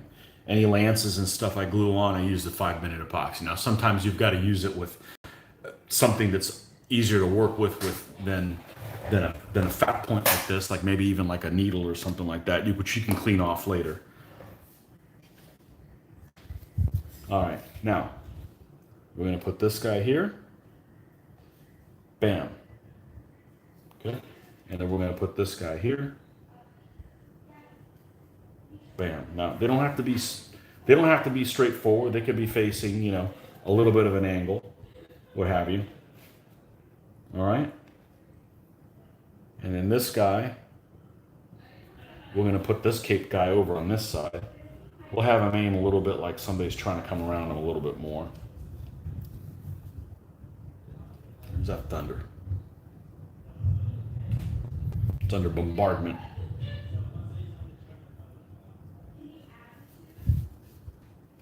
There you have it. Now, we're going to wait for this to dry, 10-15 minutes, and then we're going to apply my basing material. which of course is Liquitex resin sand. This stuff comes pre-mixed. This is one I've had for a while. We're almost out of it. I have a spare one, which is use as much of this one that I have before I switch to the other one. So yeah, these guys are just kind of waiting here for that to dry. And I'll be right back, folks. I'm gonna go take care of something, and I will be right back.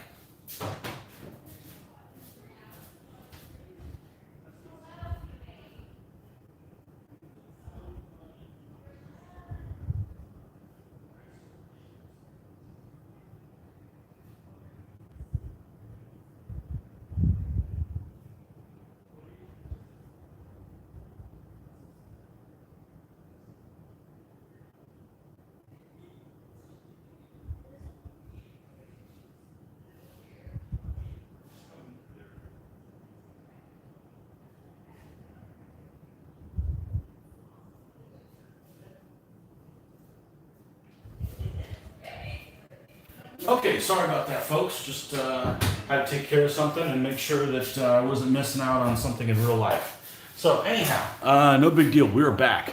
And yeah, you guys are still here with me. So let me make this off to the side because we don't want somebody to accidentally fall in this tar pit and we have an issue. I've been fortunate. I haven't had anything like that happen. So, just had a small spill like this a little while ago, but this was really no issue at all because didn't get it on anybody. But you know me, I don't get epoxy or glue on fingers or black paint or that's what you expect. We got to keep that same thing going. So all right, so we've got these guys drying, okay, and hopefully I'll show you guys how to do the goop. Unfortunately, this material works really well, but unfortunately it takes a lot longer to do it than it should. So I'm a big fan of this, but it is not quick. Now, some of it might have to do with the one I'm using is dry because I've had this one probably 2 years, maybe 3 years. And as you open it, it ends up, of course, drying out. It doesn't really have much of a smell, I don't remember. But this one, for some reason, smells like almost like old cigarettes, which is strange because there's no smoking that goes on here of any kind. So, but the new one is a lot wet. What happens is I'm going to use this dry one as much as I can because it is the older one. So eventually it does have a lifespan and it's going to dry quicker. So the quicker it dries, the quicker I can paint it. So this one's going to at least take, I would imagine, 50% longer to dry. I won't be able to do it until tomorrow morning. So hopefully I figured if I base with this one, maybe later on the night I could do the basing for these guys. So because I do want to show off how these Saloy all completely done. So we're going to go ahead and do that. And yeah. Okay, so these guys are not completely dry yet. So there's no reason to push that. All right, so one thing I wanted to check out is this edifice. I'm going to look up the rules on the edifice. Okay.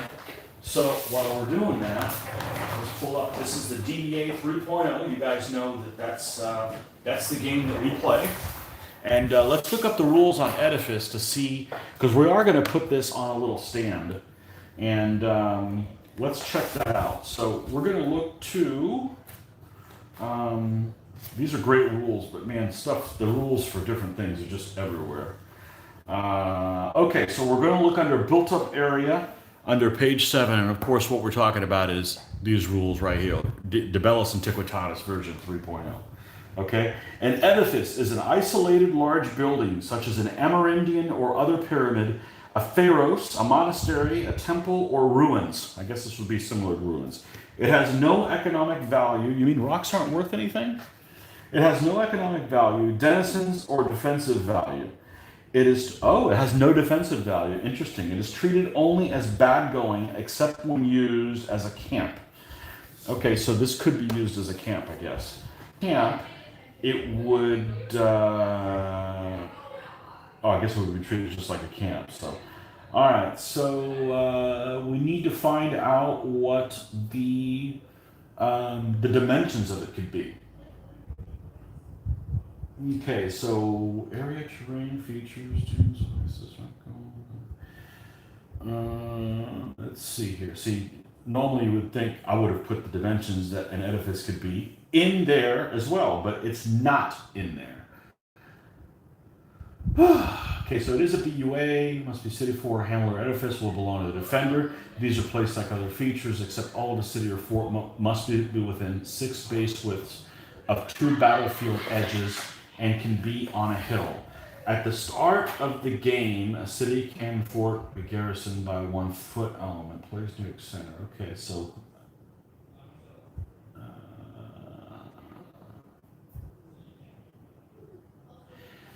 I just would like to put this on a little base that's not much bigger than this, but I don't want it to be too small, legally.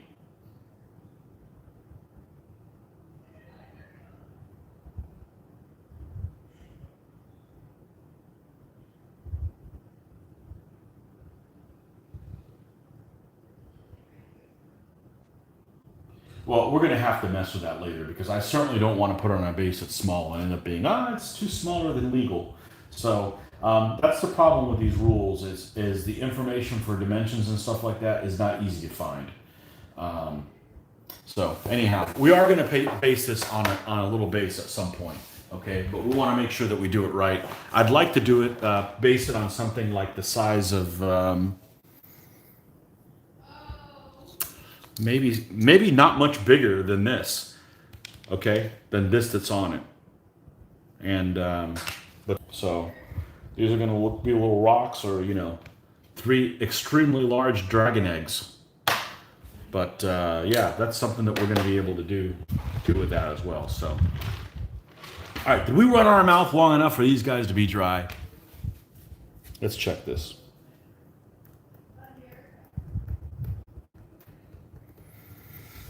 It's still kind of mushy in a little place, but it's probably dry enough to go ahead and goop, because I want to show you guys how we do that. So the first thing I'm going to do is I'm going to grab my handy dandy little, this is just a metal, like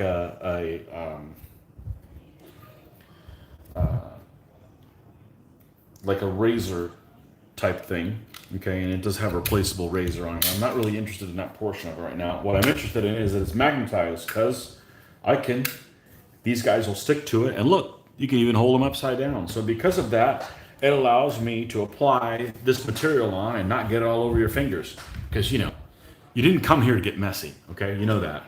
No, it's not a problem getting messy, but you end up getting the mess on something else and so forth. So we're gonna pull this out. Now, I did pick up this set of these tools. I believe these are from Army Painter. It did come with like a set of 3, and I want to say they were $10 or $12. Okay, here's the 3 that it came with.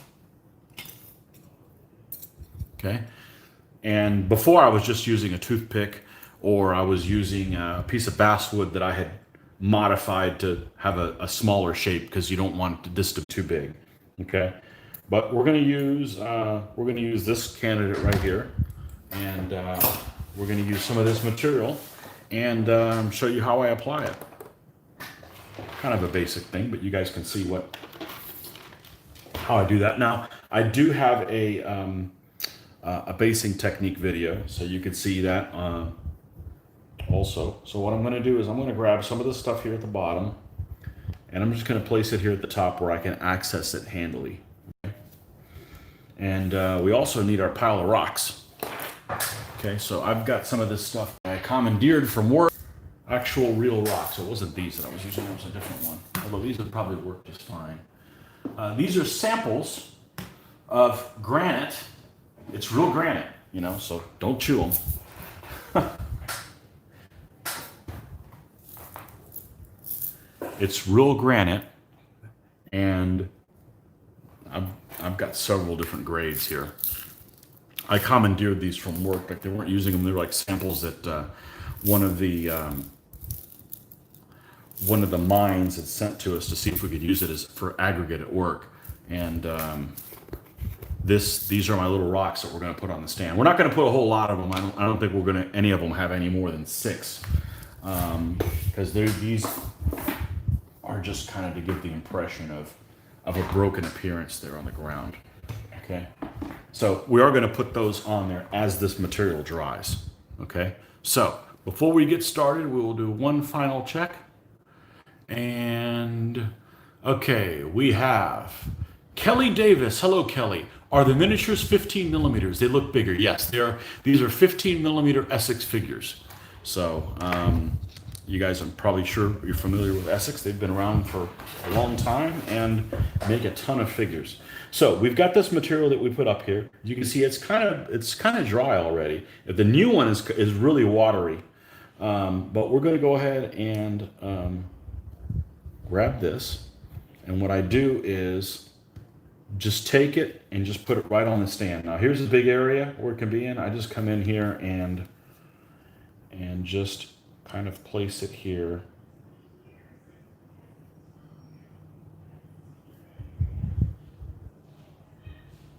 And someone mentioned in one of my other videos that I could probably mix paint in here with it, and then I don't have to paint the bottom color. But the problem with that is I know this dries semi-gloss, so I don't want to have to put some kind of a matte finish on my basing, because these figures, I matte coat these figures and then I brush on that thick matte that I showed you guys earlier. I do all that. On the stands, I do nothing. And I really don't want to add another step to it that's unnecessary, because when I paint the stands are totally matte. Okay.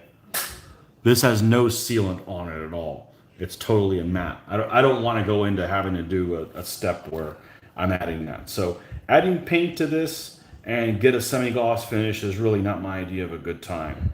So I'm just going to roll with that, and we're going to be skipping that step. I'm not really interested in that. So otherwise, it's a good idea, but we can't have a semi-gloss ground. That's just not going to work unless you're trying to simulate that it just rained or something. So not going to go there on that one. So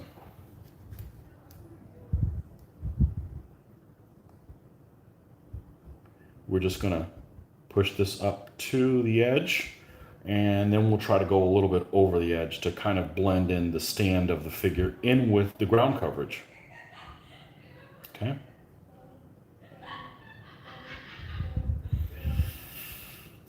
All right.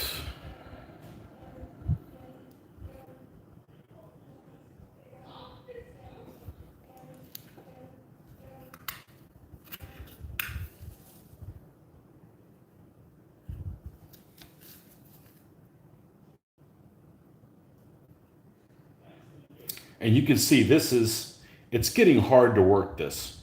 In other words, I have to kind of push it down, not really push it down, but I have to pull up, and sometimes it comes up with it. And that's just from it being the older one. If I go and say use some of the new one,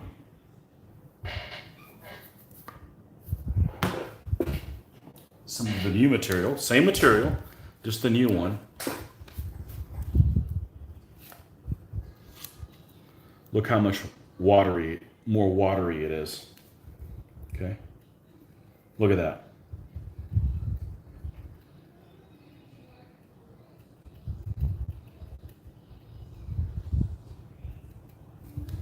I could probably stand and mix the two a little bit. Let's try doing that. So we're gonna, and I probably could add water to this, but I'm not going to. So let's just take some of each. Okay.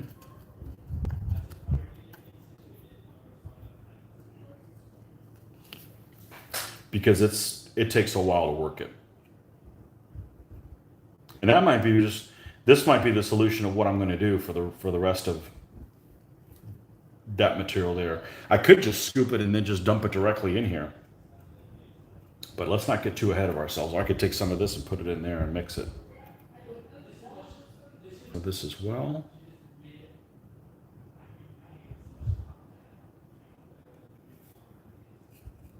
Because when I based the 4 stands of the Saloy that I have finished already for the Irish, it took a lot longer than it should have. So.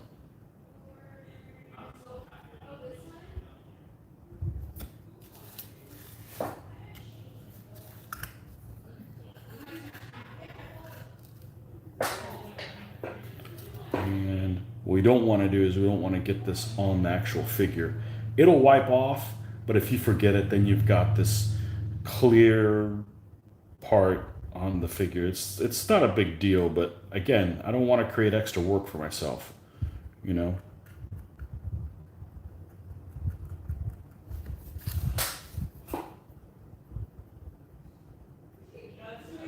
Okay.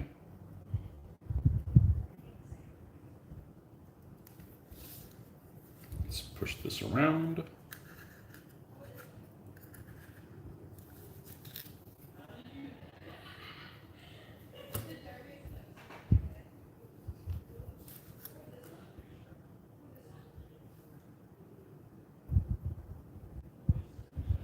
Go up all the way to the edge of the stand, and then when we get close to this being finished, we'll actually overlap some of the stuff onto the stand. Now, I can always take a little bit more off if there's too much on there. And it shrinks some. It's not really enough really to even notice that it's shrinking. It does have some shrinkage, but not a whole lot. Okay, and then what we're going to do is we're going to just come to the edge and we're just going to wipe the edge with a fingertip to make sure we don't have any overhangers, because the last thing you want to do is do all this and then the stands don't fit flush together and it becomes an issue. So this guy's done other than the rocks. We'll do the rocks in the next stage. We'll put this stand here, okay, and do the same thing. I actually kind of like this mixing the old with the new. That kind of works, so we're going to do more of that. Okay, let's put this here. Add some of the new stuff. Okay, and all we're doing is we're mixing it here in the top of the lid here. I've not done this step if I wasn't filming this, so this kind of just talking it out loud actually helped coming up with a new idea, because like I said, it took a really long time last time to do this or work this material, and I don't want to just throw this stuff away. I mean, there's plenty of good stuff in there. So I may do that. I may add some of the new stuff to the old and then mix it in. Or just little by little how we're doing it like this. And I'm not so worried about closing it right now and make sure any of the moisture escapes. I mean, I'm not that, I mean, stuff isn't worth thousands of dollars. It used to be available in a craft store called Michael's here in the United States. That's where I found out about it. I kind of tried it on a whim, but they've really changed their inventory. Even before the COVID, they really changed their inventory and no longer carry this product. So the last time I bought this one, I had to pay probably 50% more than I did last time and had to get it through. But hey, it is what it is. It lasts a long time at least. So it's not something you're constantly buying.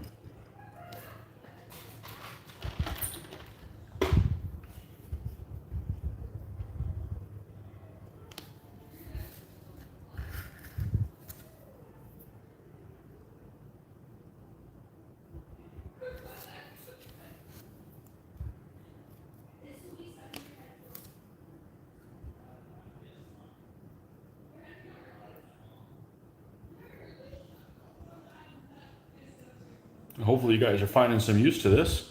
I do this as well. I watch other people paint stuff, and while I kind of have in the background painting, obviously I'm not doing that right now, but it is useful. Maybe you'll find some product that you weren't aware of or something. So, and it is useful for me right now because it does not give me an excuse to get off task and do something else. So I'm able to power through this. I've got to do this anyways, and you know, maybe you'll see something here you find useful. So I do have other painting stuff on my channel, of course, along with the other gameplay videos and that kind of stuff as well. So hopefully you'll find something on there that that tickles your fancy. So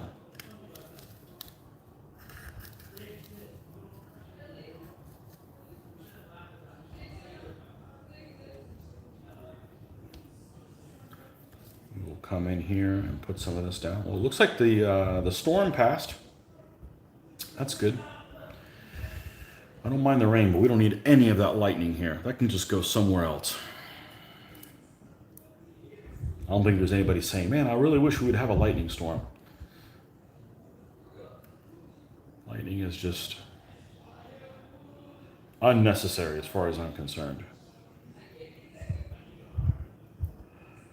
All right, and we're going to have this, some of this come up the side as well. And this will just clean right off with water, okay? So this is definitely water soluble. As a matter of fact, if you forget and let this dry, you can just throw this in something that's just some water, clean it up. It'll soften up and eventually rub off of it. It's not really that, it's not water resistant at all. As a matter of fact, when I paint the paint on here, I'm surprised it doesn't wash off, but it doesn't. But it does reactivate if you put it in water. So don't freak out about having to keep this clean all the time. So we're just going to set this off to the side. We're going to wipe some of it off here. Let's take this old stuff. We're just going to dump it right back in. Okay, so we make sure that we can still close this. Okay.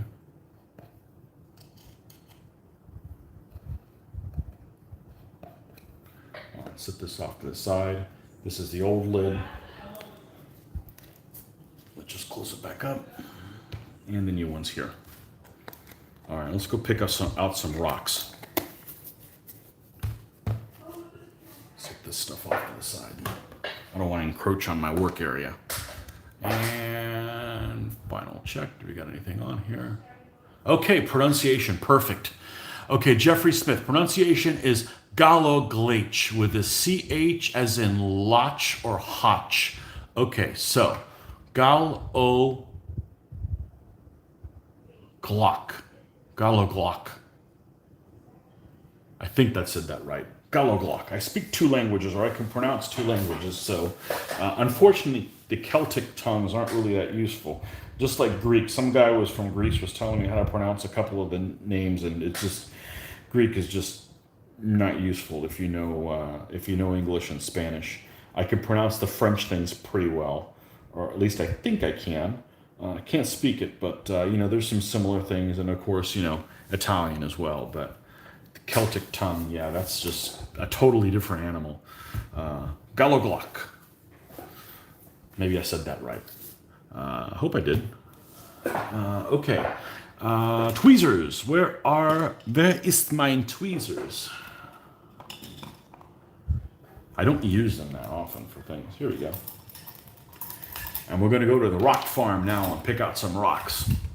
Okay, so even though this is all a similar grade of these of this granite, and I just happen to use this because, like I said, I commandeered this material from work. We didn't really use it for what it was intended for, and so I've got all of this real rock, and I figured I'd go ahead and use it. But if you've got something else that'll work, oh look, here's a big one. Some different shapes. These are, and even different colors. Like here's a lighter colored one. Okay, and here's a flat one. Let's pick out a few so I'm not having to dig in here.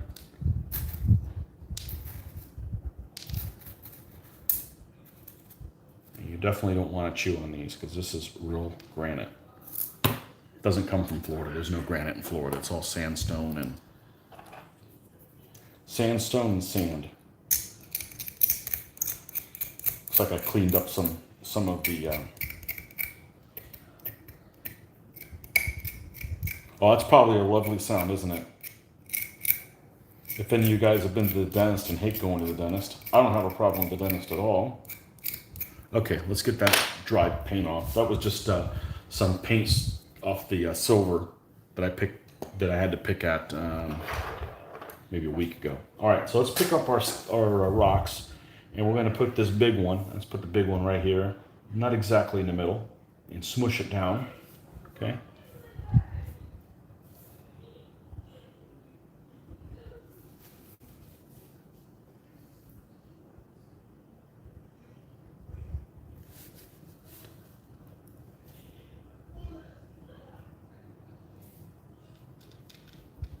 I should have put the rocks away. We need some smaller ones. But how about this little guy here? And let's put a third one in the middle.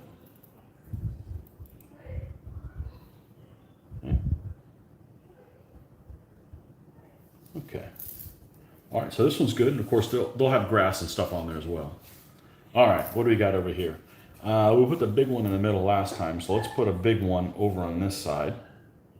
Okay. With a couple other little rocks hanging out with them.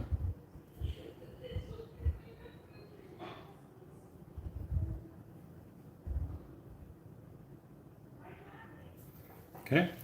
And then over here in the middle, we were going to put one of these and one of these. Okay. And then on this side, we're going to put this one, and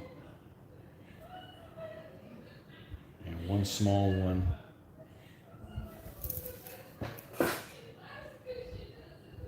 over there.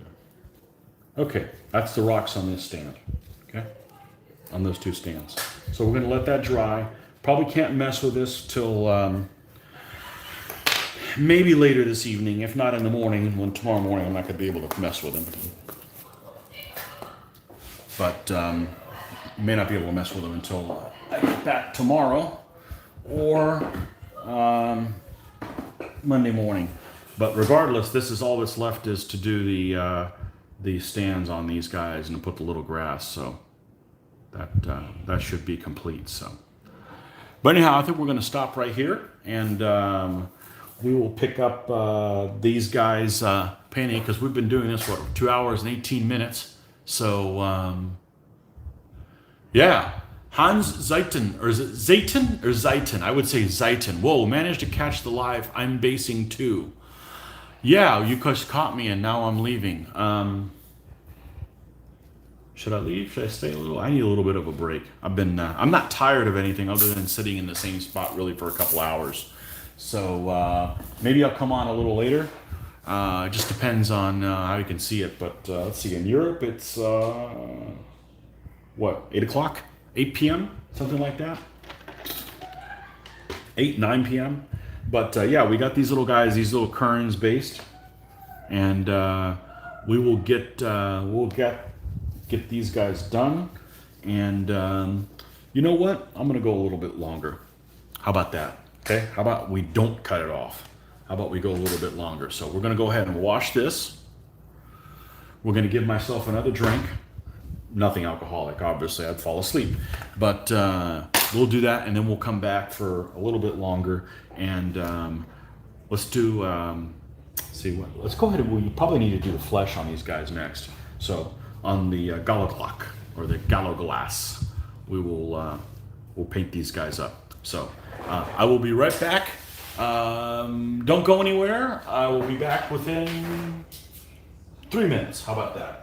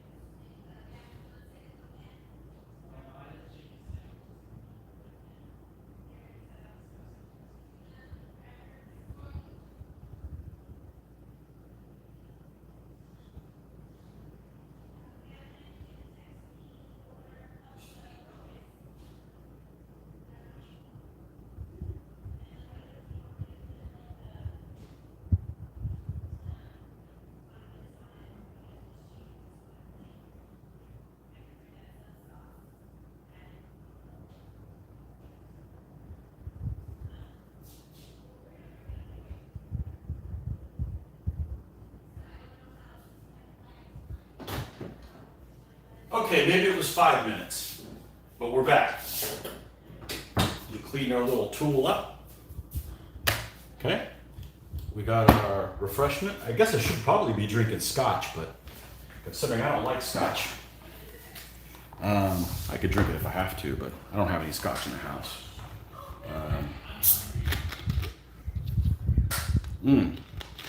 Want to show you guys something that I pick up books, and I picked this one up a long time ago and didn't do jack with it until, of course, recently. I'm not even sure where I got it at. I want to say it was a used bookstore. I certainly didn't buy it new. Let's see if we can zoom out a little bit. Nope, zoom out. There we go. Okay. Okay, well, we got a couple of things here before I get into... Okay, Kelly Davis, when you buy your armies, do you base and paint for all options the list has, just in case? In the past, I have not done that. I'm kind of doing that now, because what happens is we've been playing a lot of games now with themed armies. So we'll do like, armies where you have to have a minimum of a certain kind of certain amount of auxilia, or we're playing armies in many different ways. So I'm currently doing that now. For this army in particular, this is book 4, 57, Medieval Irish.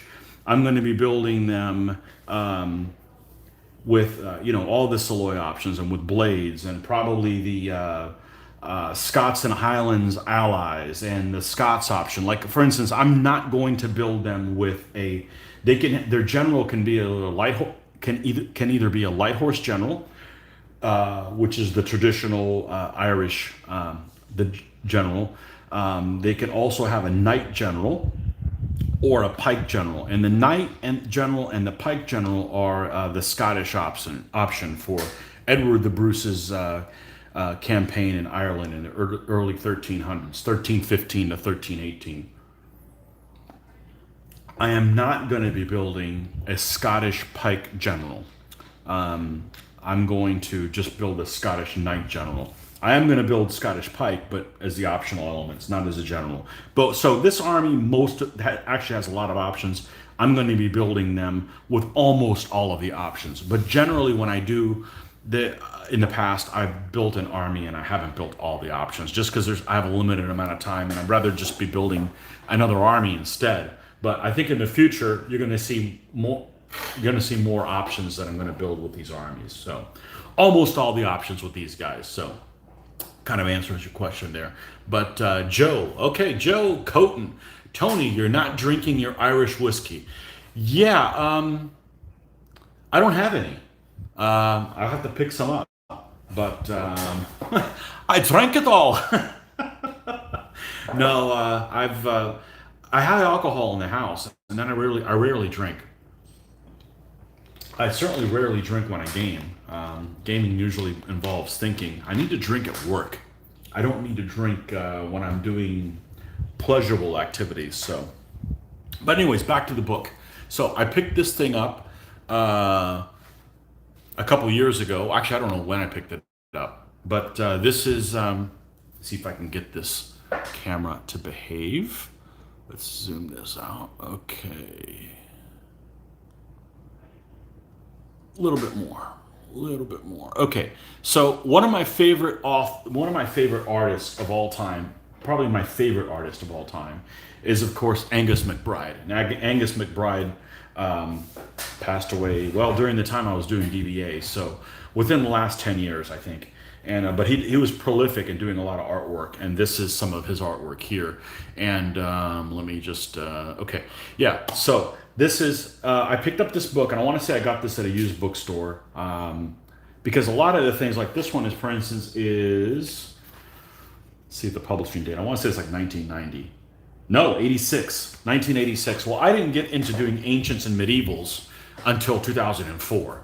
So there was all this kind of stuff that was already out. But in here, there's everything from, this is 400 BC to 1600. So this covers all kinds of periods, not necessarily the one I'm doing, but there is some beautiful artwork in here. And I love his style. There's just, in my opinion, he is the granddaddy, best one of all that does this kind of stuff. I just love his style. So I was really disappointed to find out that I can't have a bagpipe guy on my stand, because they didn't start doing bagpipes until the mid to late 1500s. So, damn it, man. I really wanted to get a little bagpipe dude, because I know Minifigs makes a guy, and I could have put him in here with a light horse general. So you can see that you could see Irish light horse. They even have some kind of armor and stuff, but no shoes. So yeah, who's this guy? This is this is James the Fourth. Okay, so this is later in the period. This would be like the Renaissance stuff, but let's see here. Yeah, here he is, Edward the Bruce. So this is the figure that I'm going to have. I'm going to have one with this livery. Okay, he's going to have the red chevron, and on him, he may not be exactly looking like this, but this is going to be my knight command stand.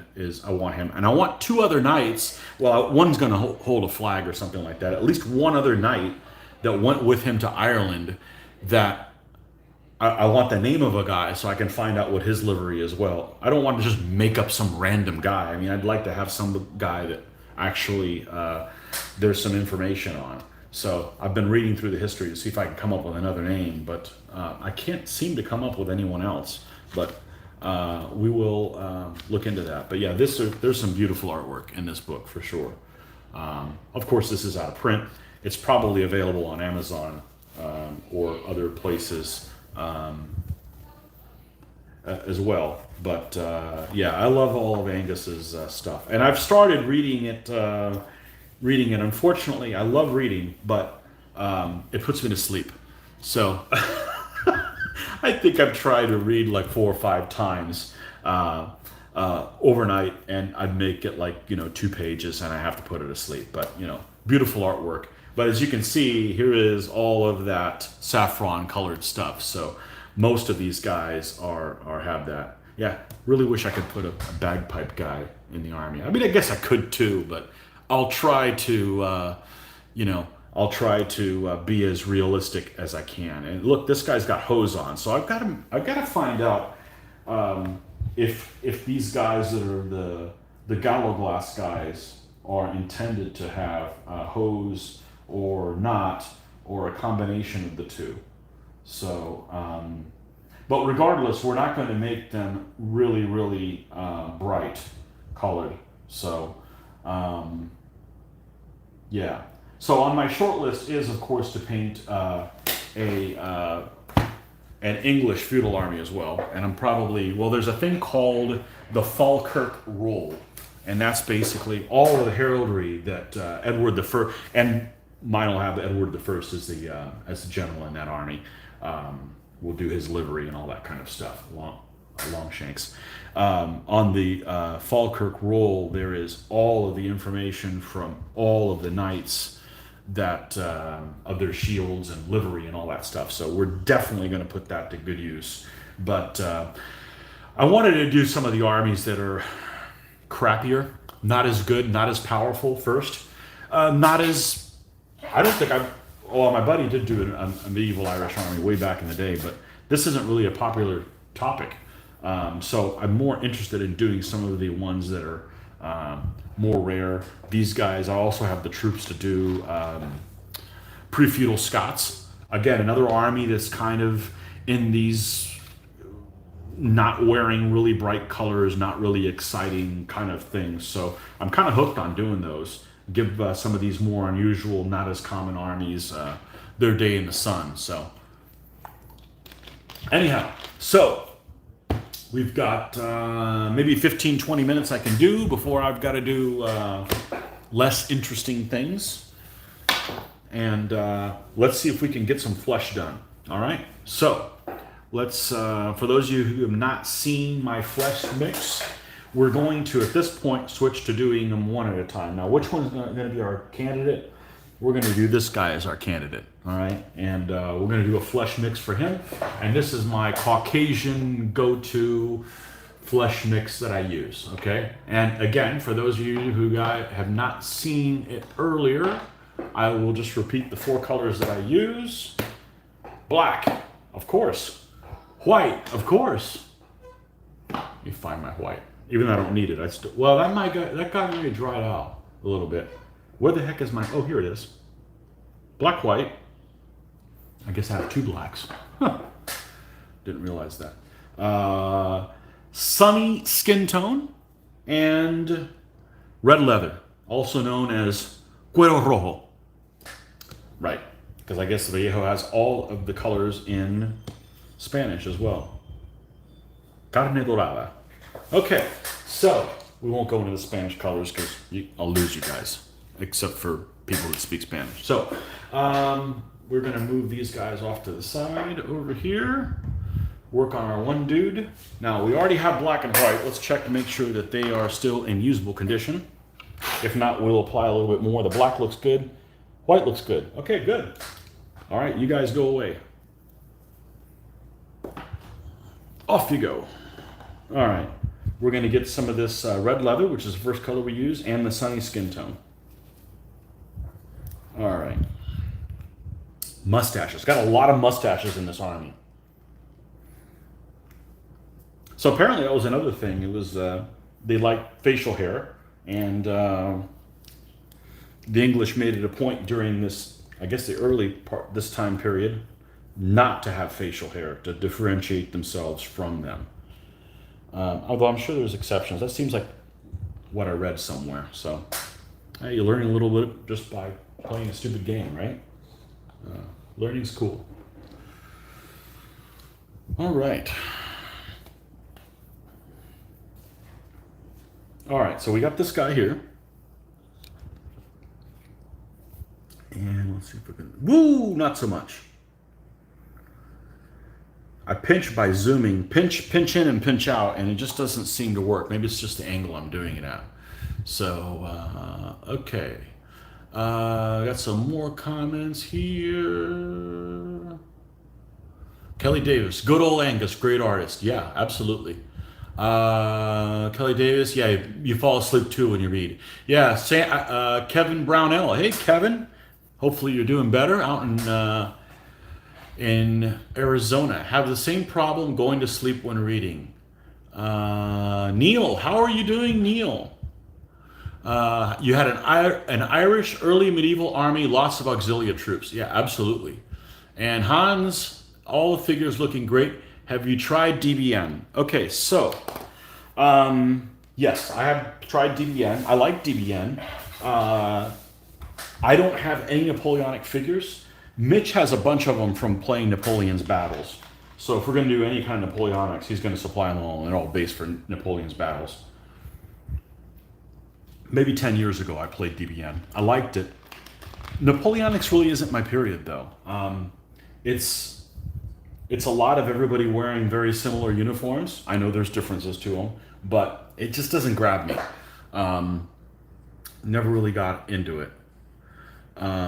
I've seen people play Napoleonics, and it just doesn't look that much fun to me. Sorry for you guys that love Napoleonics, but it's just a lot of the same. Just doesn't really grab me. For me, the period was always World War II. But I'm kind of World War II'd out. That's what I grew up with, and that's kind of what I used to say. It was the perfect combination of brute force and technology. Technology wasn't too powerful that you couldn't get close and personal, and that's just really. And when I say World War II, I don't mean the Pacific. I mean Eastern Front, Western Europe, the desert. The desert's obviously very popular, especially the Eastern Front. I always like playing the Eastern Front. So, okay, so let's paint this guy here.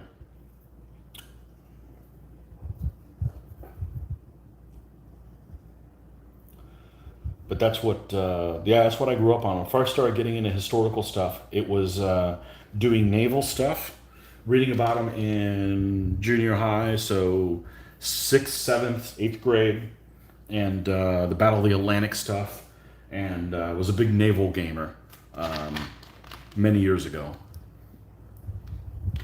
Still am, but I'd like to finish games in an hour. I'm kind of hooked on this DBA thing because you're done in an hour. Not that I don't want to play for 4 or 5 hours. I would just like to play 4 or 5 different games. different scenarios. So yeah, it kind of really changed everything for me. And although I have played naval games as long over a day, we played one game for 26 hours straight, and we were not bored, but it also wasn't completed. But yeah, different times. So I don't really have the time commitment for that kind of a thing anymore. So, but never got into Napoleonics. Um, just never, the history just never grabbed me. So different people are interested in different periods. For instance, I know lots of people that are interested in American Civil War. I'm American. I find the American Civil War excruciatingly boring. I would much rather do Napoleonics. I'm not a fan of civil wars to begin with, um, and I'm not a fan of American history at all. So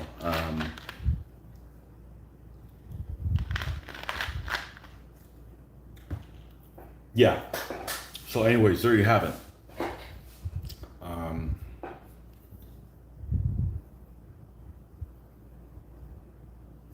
I'm definitely not one of those people that, for instance, if they watch a historical movie or a war movie, they have to see something with Americans in it. As a matter of fact, if you guys have seen the new Greyhound movie, okay, I know that's based on a book, but the idea of doing a Battle of the Atlantic movie, I know it's based on a book, but the idea of doing a Battle of the Atlantic movie and base it on a destroyer and it not be a British or Commonwealth destroyer is just asinine. Okay, this is from an American. Okay, it should have been a British destroyer, like a tribal class or an H class or one of those type things, or one of the Commonwealth ones, because they've been doing the Battle of Atlantic since 1939. So, I definitely do not like when they dumb things down or they have to put an American in the audience for people to get it. Maybe I'm the exception to the rule, but anyhow, like give you an example. If I was going to do World War One, now a lot of people don't do World War One because trench warfare and it's not very very mobile. But if I was going to play a World War One game, I'm not doing Americans and Germans. Okay, I probably would do French and Germans. Be honest with you, because especially early war, the French uniforms are really cool in that they're not practical, but they're colorful. As you could do that, or that's probably what I would do. I wouldn't do doughboys in 1918 with the Germans. I mean, nothing would interest me less than that, honestly. But maybe I'm the exception to the rule. But I'm not one of those people that has to play people from the nation that I currently live in to be interested in it. As a matter of fact, my preference is not to do that. So maybe I'm the exception to the rule. I don't know.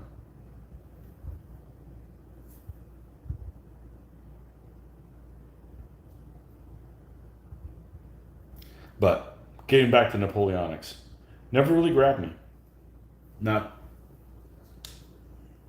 It just seemed. I know that it is not the case, but it just seemed to me like growing up that it's like, oh, everybody's kind of wearing shakos. Oh, these guys are dressed in white. Oh, these guys are dressed in blue or red or whatever. It's like it just never. It never appealed to me. So, um, medievals. This game never appealed to me. This period never appealed to me until I discovered this little game that you play in an hour. Now, that's why I said it. Napoleonics don't. The period doesn't grab me, but I do like DBN because again, you're done in an hour, and you play your little guys, and you've got the little pip things. So, yeah, I could possibly get into it if I had other people that were playing that time period with those set of rules. But my buddy Mitch has all of his stuff geared for a different rule set, and I don't think he's going to be. And they were painted by somebody else, so it's not like he's going to be rebasing all his armies. So anyhow, so yes, I do like DBN. I played a couple of armies of them, and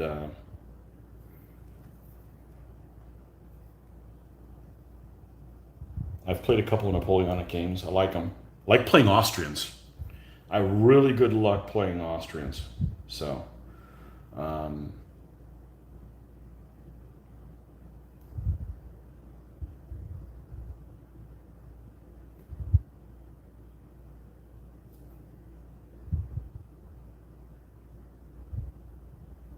but it was just a period I never really got into.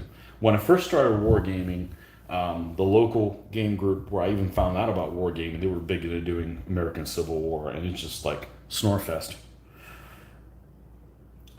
For a couple of reasons. It's Civil War,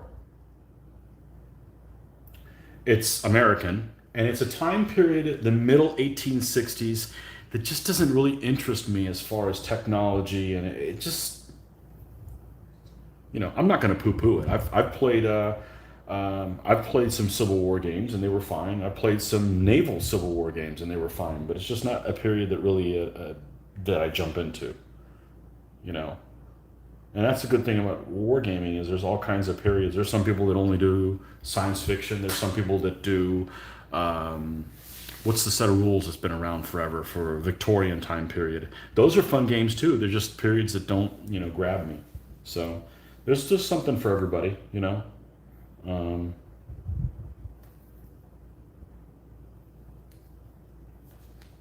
I prefer things that where many nations uh,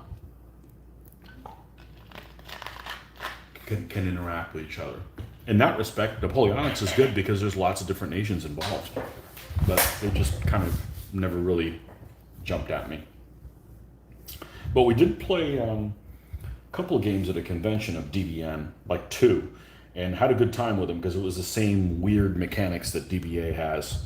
And I'll be honest with you, they're weird mechanics. They're that abstract thing, but once you've played one of them, you're familiar with them, so you might as well. They're kind of built into your psyche now. So, but I don't think I'll be building any armies for DBN. I've got limited amount of time to do things, and I don't think that's something that I would get into. But I do like the idea of learning things, so I can only imagine with all of the resources there are on the internet, I'm sure there's information of how to paint different regiments within the same division, the stuff with the piping and all that kind of stuff, but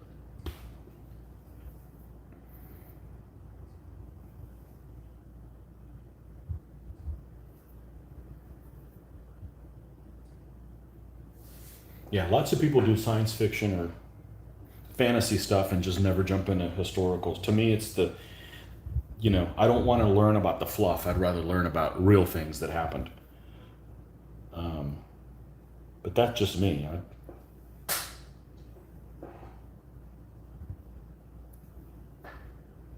You have a limited amount of time to do things in your hobby. So you kind of have to pick and choose what exactly it is that you're going to decide to focus on. And I've just decided to focus on things that are real. So.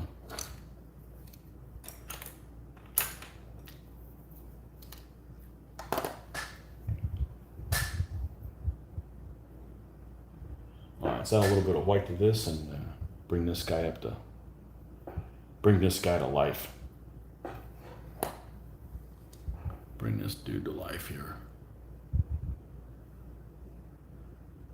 Okay, let's see what we got here. Oh, Hans. You didn't tell me if I said your name right. It's Zeiton, right? That's what I would go with, as opposed to Zeton. Hopefully I'm saying your name right. I hate mispronouncing people's names. Mid 18th century is my period. Okay, so you like 7 Years' War. Okay, but gaming it sometimes isn't great. DBN and DBA always made me think and have fun. It's the pip management. It's managing the pips that is a lot of fun here. So,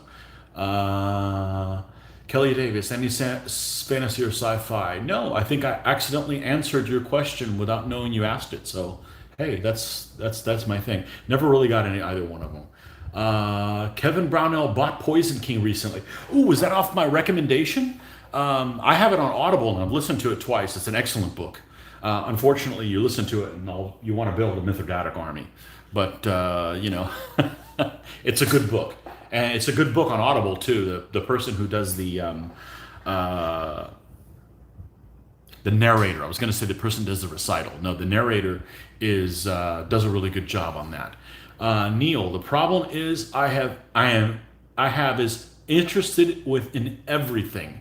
Okay, decided to stick with Napoleonics and 28 millimeter plus dabble in World War II. I love tanks. Everybody loves tanks. Tanks are great. In limited numbers. I don't want to play a huge tank battles, tank on tank type stuff, but yeah. What's not to like about tanks, right? Well, what's World War II without tanks?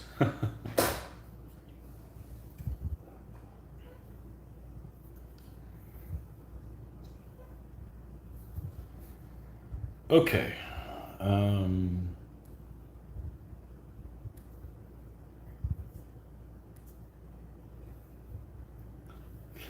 Where did I leave off on? Oh, we've got this little guy here. Let's add. We got to build this back up because it looks like it dried out. I was on a ramble. Oh well. Hey, it's kept me entertained, so I appreciate you guys' interaction. Really, really helpful. I'm gonna try to do these on at this time period more often. But a couple things have to happen. We don't have to be traveling on the weekend, which lately has been more common than not. And also got to plan them a little bit. So I think that early morning on a weekend would probably work. Because later on, what will happen is I got to do yard work, and I don't have the shakes. But after you've been doing yard work for a while, I end up getting enough of the shakes that I can't paint steady. So I just have to plan for it a little bit. But I'm always looking for excuses to get things done. I certainly have plenty of things to do, and at the end of the day, that's why I like doing this painting. You have something to show for it. And which watching TV or something like that is just doesn't have that effect on it for me.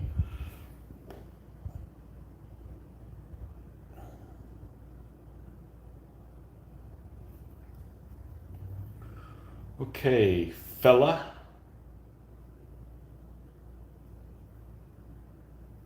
You, my friend, are going to be red-haired. Or we can't see your hair, so you're going to be red mustachioed. And we're going to use orange-brown. And let's put a little bit of that there. And mix a little bit of that black, get our Halloween colors going.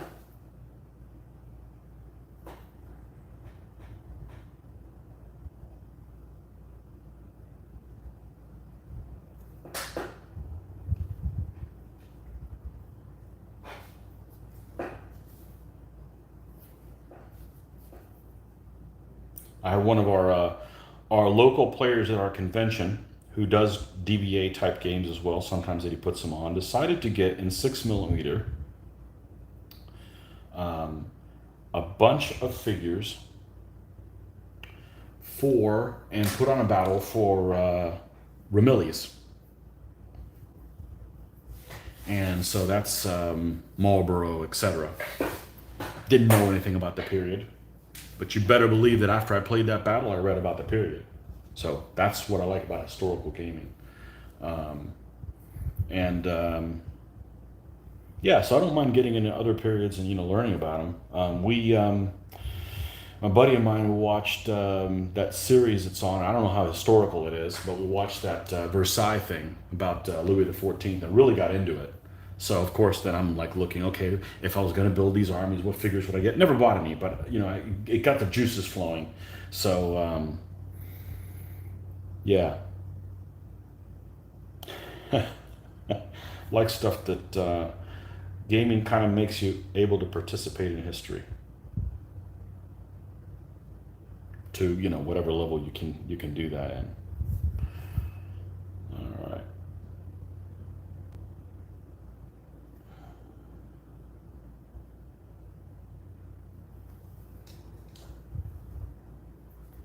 Yeah, that's one of those periods that really people don't really know about. You know, people always talk about. I love the Renaissance period, especially like the 1500 stuff. Um, I really like that time period a lot. Italian wars, the 80 Years' War, all that kind of stuff. And a lot of people don't game it. But what they really don't game is that War of Spanish Succession. That one is, and all the wars of Louis the 14th. There's not a whole lot of gaming in that done or that I've seen. Certainly not in the United States. I'm not sure how it is outside the United States, but that's not a very well known, well gamed period.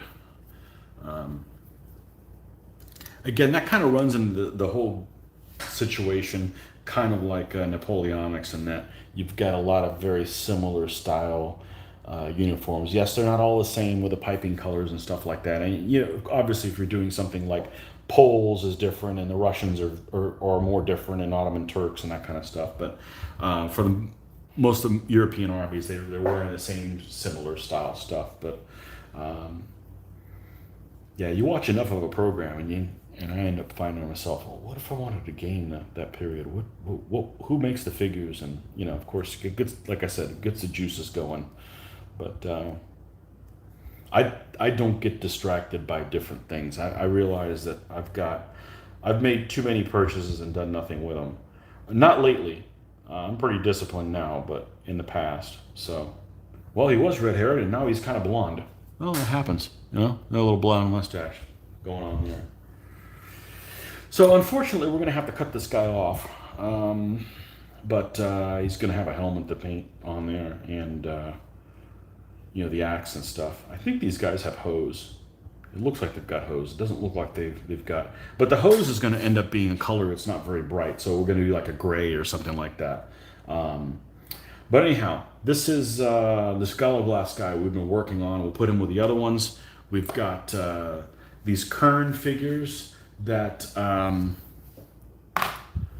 Kern figures over here that are drying. Probably can't mess with them until very, very late today or sometime tomorrow. And but anyways, we got some things done. So we'll probably work with these guys off and on. Because we want to get these guys complete so that all the skirmishers will be done, because they can join their other compatriots here. The other 1, 2, 3, 4 stands. Okay, there'll be 6 stands of these skirmishers for this army when we're done, and then the lightest of the lights will be complete. So, anyhow, that's wrapped almost 3 hours. So thanks for you guys for hanging in there, and I appreciate you guys' commentary and interaction. We'll catch you guys next time, and of course, check out, like I said, check out the new video that went up this morning of you guys want to know about shooting in DBA. There's a whole lot of it in that. But anyways, don't forget to like and subscribe, and of course, you guys have some good painting, and enjoy the rest of your weekend. See you later, folks. Bye-bye.